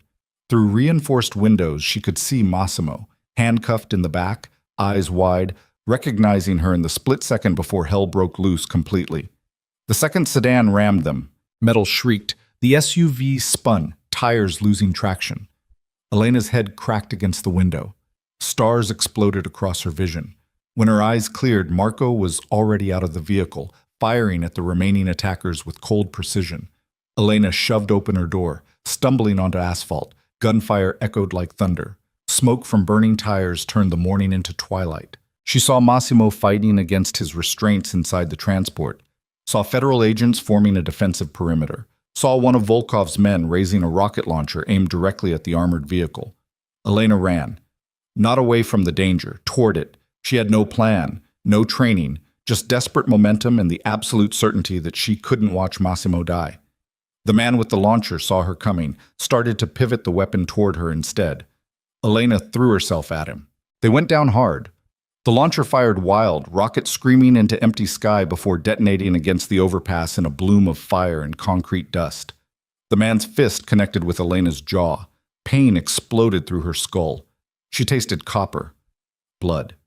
But her hands found his weapon and she yanked it away with strength she didn't know she possessed. He grabbed her throat. Elena's vision started to gray. Then Marco was there, putting 2 bullets in the man's chest with businesslike efficiency.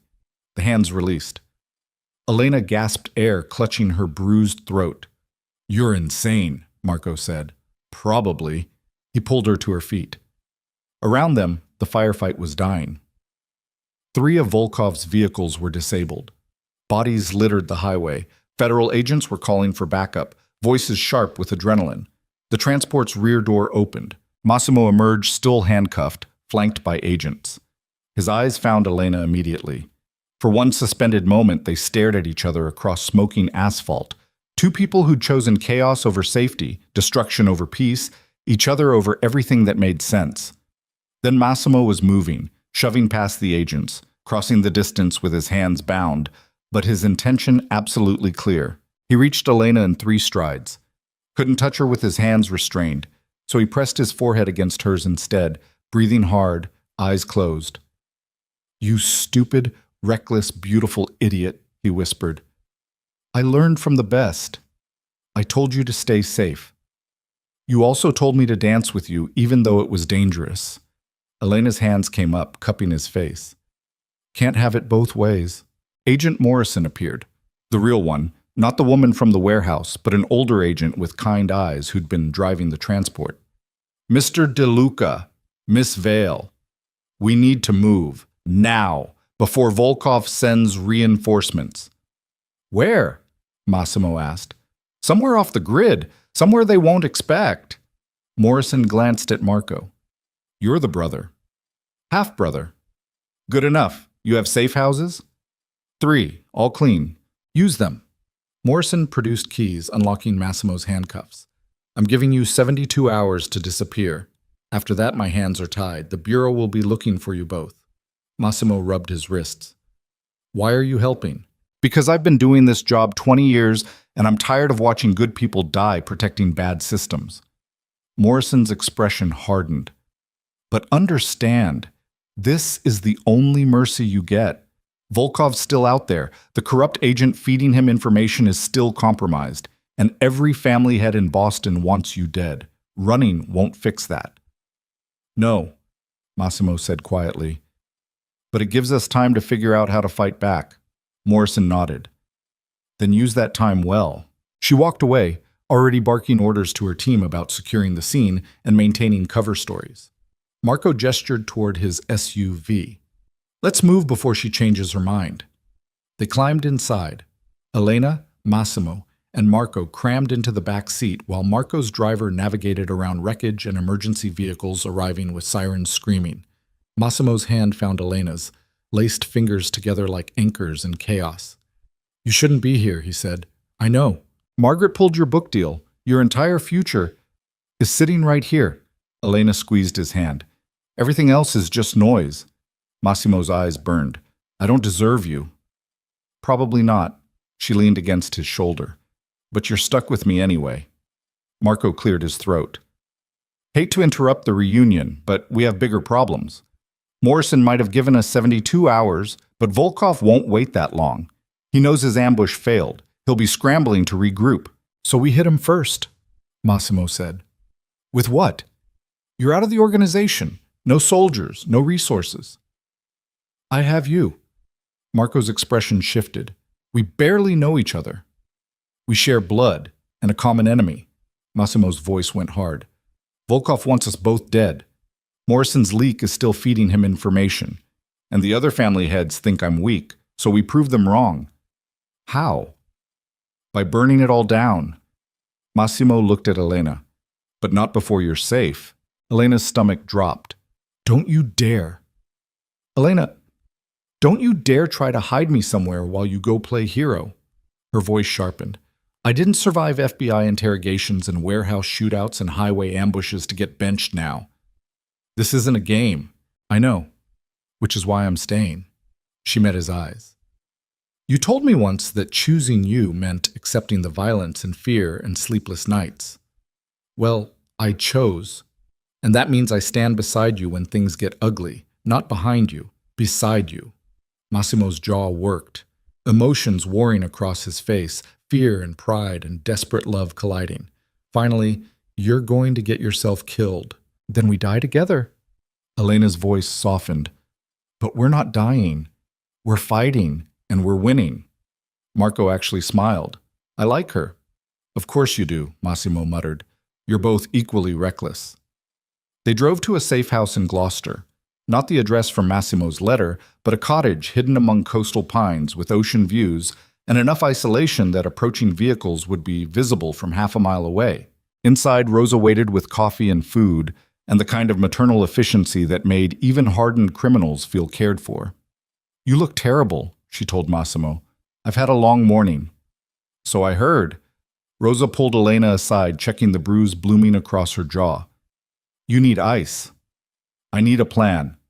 Ice first, plan second. Rosa disappeared into the kitchen. Massimo, Marco, and Elena gathered around a table scattered with maps and files Marco had compiled over 6 months of investigation.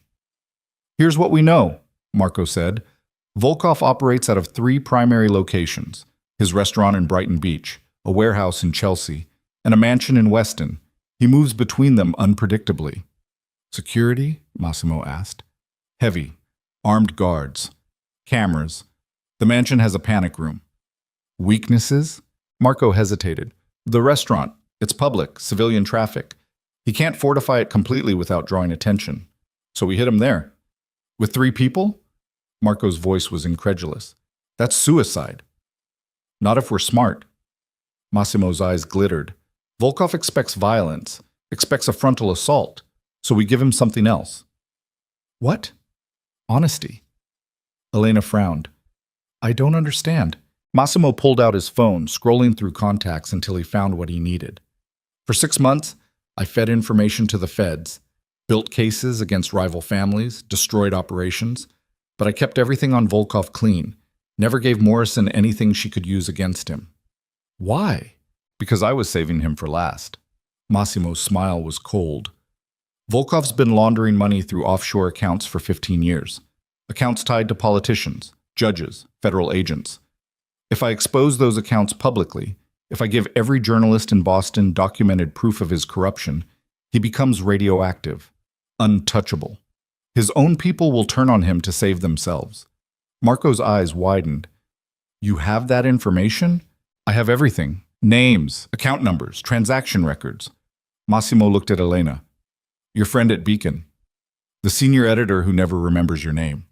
Does he still owe you a favor? Elena's mind raced. David, yes. I covered for him when he missed a deadline last year. Why? Because he's about to publish the story of his career, and it's going to destroy Volkov before he can retaliate. 24 hours later, Elena walked into the Beacon offices for the first time in 3 weeks. Staff stared, whispered. She looked different now, bruised jaw, hollow eyes, the kind of exhaustion that came from dancing with death and barely escaping. David Chen, no relation to Margaret, senior editor, perpetually stressed, looked up from his desk with visible surprise. Elena, what are you... I heard you were involved in some kind of federal situation. I was. I am. She set a flash drive on his desk. But right now, I'm giving you the biggest story of your career. David picked up the drive suspiciously. What is this? Documented proof that Alexei Volkov, Russian mob boss, Brighton Beach kingpin, has been laundering money for 3 senators, 2 judges, and at least 5 high-ranking FBI officials. Elena's voice was steady. Account numbers, transaction records, 15 years of corruption in a neat little package. David's face went pale. Where did you get this? Does it matter? Elena, if this is legitimate, if these people find out you leaked it, they'll come after me. I know. She met his eyes. Which is why you need to publish it immediately, tonight, before anyone can suppress it. Make copies. Send it to every major outlet. Make it too big to bury. This could get you killed.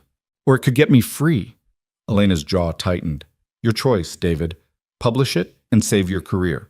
Or play it safe and stay invisible. David stared at the flash drive for a long moment. Then he plugged it into his computer. His eyes widened as files loaded, page after page of documented evidence. Holy shit, he breathed. Exactly. Elena turned to leave. You have 6 hours before I give it to someone else. Use them well. She walked out of the Beacon offices feeling lighter than she had in weeks. Behind her, David was already making phone calls, voice rising with barely contained excitement. By midnight, the story broke. Not just in Beacon. Everywhere. Every major news outlet in Boston picked it up simultaneously, senators' names trending on social media. Federal investigations announced before dawn. Volkov's restaurant raided by agents who suddenly had all the documentation they needed to dismantle his empire. And through it all, Elena sat in the Gloucester safe house, watching cable news with Massimo's arm around her shoulders, feeling the weight of 3 weeks finally lifting. It's done, she said quietly. Not yet. Massimo's expression was grave. Volkov's cornered, desperate. That makes him dangerous. So what do we do? We wait for him to make a mistake. And when he does, Massimo's hand tightened on her shoulder. We finish this. The mistake came 18 hours later. Marco's phone lit up. A message from one of his remaining contacts. Volkov left the mansion. 2 guards, heading to Logan Airport. He's running. Massimo was already moving. Where? Marco rattled off coordinates. He'll take the tunnel. It's the fastest route. Then we intercept before he reaches it. They move fast. Elena, Massimo, Marco, and two of Marco's men piled into the SUV with the efficiency of soldiers preparing for final battle. Boston's streets blurred past. November afternoon turning to dusk, streetlights flickering on, the city indifferent to another collision between violence and desperate hope. They caught up to Volkov's sedan on Atlantic Avenue, 3 blocks from the tunnel entrance. Marco's driver accelerated, cutting off the sedan with brutal precision. Both vehicles screeched to a halt. Volkov's guards emerged, weapons drawn. So did Marco's men. For one stretched moment, everyone stared at each other across rush-hour traffic. Drivers honking, pedestrians scattering, witnesses pulling out phones to record whatever happened next. Then Volkov himself stepped out of the sedan. He was older than Elena expected. 60, maybe. Gray hair, expensive suit, the kind of man who looked like a successful businessman, not a criminal kingpin. His eyes found Massimo. You destroyed everything. You tried to kill me. Multiple times. Business. Volkov spread his hands. Nothing personal. Funny. Massimo's voice was cold. Felt pretty personal. What do you want, DeLuca? To execute me in the street? Make yourself feel powerful? Volkov laughed bitterly. You've already won. My accounts are frozen. My connections severed. The organization I spent 30 years building, gone in one night. Good. So what now? You kill me anyway? Prove you're exactly like your father? Massimo went very still. Elena could see the war happening inside him, the monster his father had created versus the man he was desperately trying to become. She stepped forward, placed her hand on Massimo's arm. He's not worth it, she said quietly. He tried to kill you. And failed. Because we're stronger than he gave us credit for. Elena met Volkov's eyes. Walk away, catch your flight, leave Boston. And if you ever come back, if you ever threaten us again, we won't show mercy twice. Volkov studied them both. Recognition flickering across his face. You love him? Yes. Enough to die for him? Enough to live for him, Elena corrected. Which is harder. Volkov's expression shifted, something almost like respect. You're right. It is. He turned to Massimo. Your father would be ashamed of you. I know, Massimo said quietly. That's how I know I'm doing something right. Volkov actually smiled. Perhaps. He climbed back into his sedan. His guards followed. The vehicle pulled away slowly, disappearing into Boston traffic, while witnesses recorded everything on phones that would make this moment viral by morning. Marco lowered his weapon. You let him go. Yes. He tried to kill all of us. And now he's broken. Exposed. Running. Massimo turned to Elena. My father would have executed him in the street, made a show of power. But I'm not my father. And I'm tired of proving strength through violence. Marco studied his half-brother for a long moment. Then he nodded slowly. Maybe there's hope for you yet. They drove back to Gloucester in silence. The sun was setting over the Atlantic when they arrived, painting the water in shades of gold and crimson. Massimo led Elena down to the beach. They walked barefoot across cold sand, waves crashing endlessly against the shore. It's over, Elena said. For now. Will it ever really be over? I don't know. Massimo stopped walking, turning to face her. The FBI still wants my testimony. The families I burned will want revenge. And every day someone might recognize me and remember who I used to be. So what do? We leave, tonight. New identities. New lives. His hands came up, cupping her face gently. Rosa has contacts. People who specialize in making dangerous people disappear. We can be anyone we want. Anywhere we want. Elena's throat tightened. What about my writing? You can write anywhere. Under any name. His thumbs traced her cheekbones. Margaret might have pulled your book deal, but you don't need her permission to tell your stories. And you? What will you do? I still want to be an architect. A ghost of a smile crossed his face. Design buildings. Create something beautiful. Maybe finally become the man my mother hoped I could be. Tears filled Elena's eyes. That sounds like a good life. It sounds like a quiet life. He leaned closer. Are you sure that's enough? After everything, the danger, the adrenaline, I'm sure. She kissed him gently. Because the most radical thing I can do now is choose peace. Choose you. Choose waking up every morning beside someone who sees me and building something real from the ashes of everything we burned down. Massimo's arms wrapped around her, pulling her close. They stood on that beach while the sun sank lower, painting the sky in colors that looked like hope, an ending, and new beginnings all at once. I love you, he whispered into her hair. I know. Even after the lies, the danger, everything I put you through? Especially after. Elena pulled back to look at him. You taught me what it means to feel alive, to choose recklessly, to stop apologizing for taking up space in the world. I almost got you killed. Almost doesn't count. She smiled through tears. We survived, together. And now we get to figure out what comes next. What came next was quieter than either of them expected. They left that night. New names, new documents. Rosa's contacts were as good as promised. They settled in a coastal town in Oregon nobody had heard of, rented a house that overlooked cliffs and ocean and endless sky. Massimo enrolled in architecture school, mature student, quiet, brilliant. Professors noted his obsessive attention to detail and assumed he'd worked construction before deciding to study design, Elena wrote. Not just fairy tales this time, but something raw. A novel about a woman who fell in love with danger and learned the difference between surviving and living. She self-published under a pseudonym. It found an audience slowly, readers who recognized truth in the brutal honesty, the refusal to romanticize violence, the acknowledgement that love was messy and complicated and sometimes worth destroying your entire life for. Marco visited occasionally. He'd taken over what remained of Massimo's legitimate businesses, transforming them into something actually legal. They'd talk late into the night about their father, about empires built on blood, about breaking cycles nobody thought could be broken. Rosa moved into a cottage 2 miles away, claimed she was retiring, spent most days baking bread and checking on them with the fierce protectiveness of someone who'd watched Massimo grow from broken boy into complicated man. Months became a year, then 2. The bruises faded, the nightmares happened less frequently.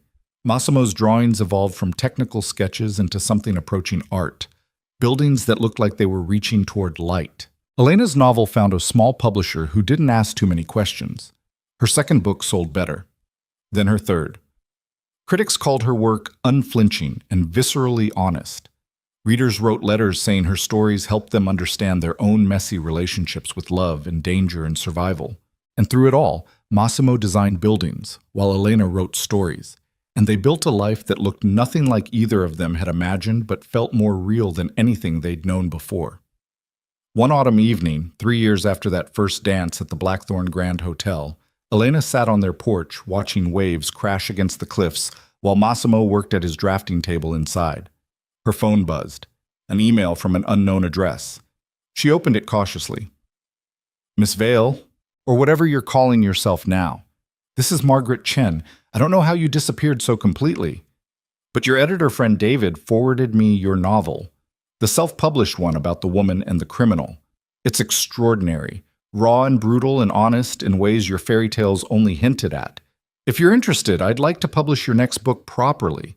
Real distribution, real marketing, no questions asked about where you've been or what happened. Reply if interested. I'll understand if you don't. MC. Elena stared at the email for a long time. Everything she'd wanted 3 years ago. Everything she'd lost. Being offered back with no strings attached. Massimo appeared in the doorway, coffee cup in hand. You okay?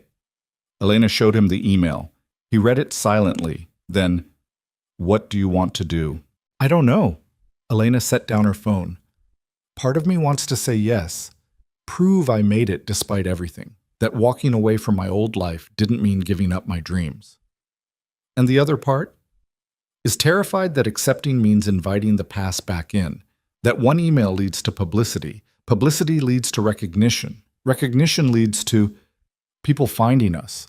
Massimo sat beside her. It's possible. So what do we do? He was quiet for a moment, staring out at the ocean. Finally, we take the risk, because hiding forever isn't living. And you deserve to share your stories with the world, even if that world is dangerous. You're sure? No. He smiled. But I've learned that the best things in life come from being recklessly certain about uncertain choices. Elena laughed. Actually laughed. You stole that from me. Writers don't have a monopoly on good lines. She leaned against his shoulder. Okay. I'll email her back, but carefully. Conditions. Privacy protections. Smart. His arm came around her. We'll figure it out. Like we always do. They sat together while the sun set over the Pacific. Two people who'd chosen each other over safety, peace over revenge, messy, complicated love over everything that made sense. Inside, Massimo's latest design sat half-finished on the drafting table. A community center with curves that looked like wings, windows positioned to catch morning light, spaces built for healing instead of hiding. On Elena's desk, pages of her new novel waited. Another story about impossible choices and dangerous love and the price of survival. Neither of them knew if Margaret's offer would lead to success or exposure. Neither knew if Volkov's exile would last forever, or if he'd return seeking vengeance. Neither knew if the families they'd burned would eventually track them down. But they knew they'd face whatever came next together. And that knowledge, that absolute certainty that they'd chosen each other and would keep choosing each other through every storm, was the only faith either of them needed. The waves kept crashing. The light kept fading. And in a small coastal town nobody had heard of, Boston's former Ghost King, and the writer who'd survived his darkness, built a life that proved love didn't have to be perfect to be real. It just had to be brave enough to keep choosing hope when darkness came knocking. Years later, when Elena's books were bestsellers and Massimo's buildings dotted coastlines across the Pacific Northwest, someone would ask her if she regretted that first dance at the Blackthorn Grand Hotel. She'd smile and say, every day. And then she'd add, but I'd do it again in a heartbeat. Because that's what love was. Not the absence of fear or regret or terrible timing, but the stubborn refusal to let those things stop you from reaching for something real in a world full of illusions. And on quiet mornings, when Elena woke to find Massimo already awake, watching her with those dark eyes that once promised danger and now promised home, she understood the truth that had eluded her 3 years ago. The lighthouse keeper didn't pray for storms because he was lonely. He prayed for them because storms were the only time he felt truly alive. And loving someone dangerous didn't make you broken. It made you brave enough to embrace the truth that survival and living were two different things, and the latter was always worth the risk.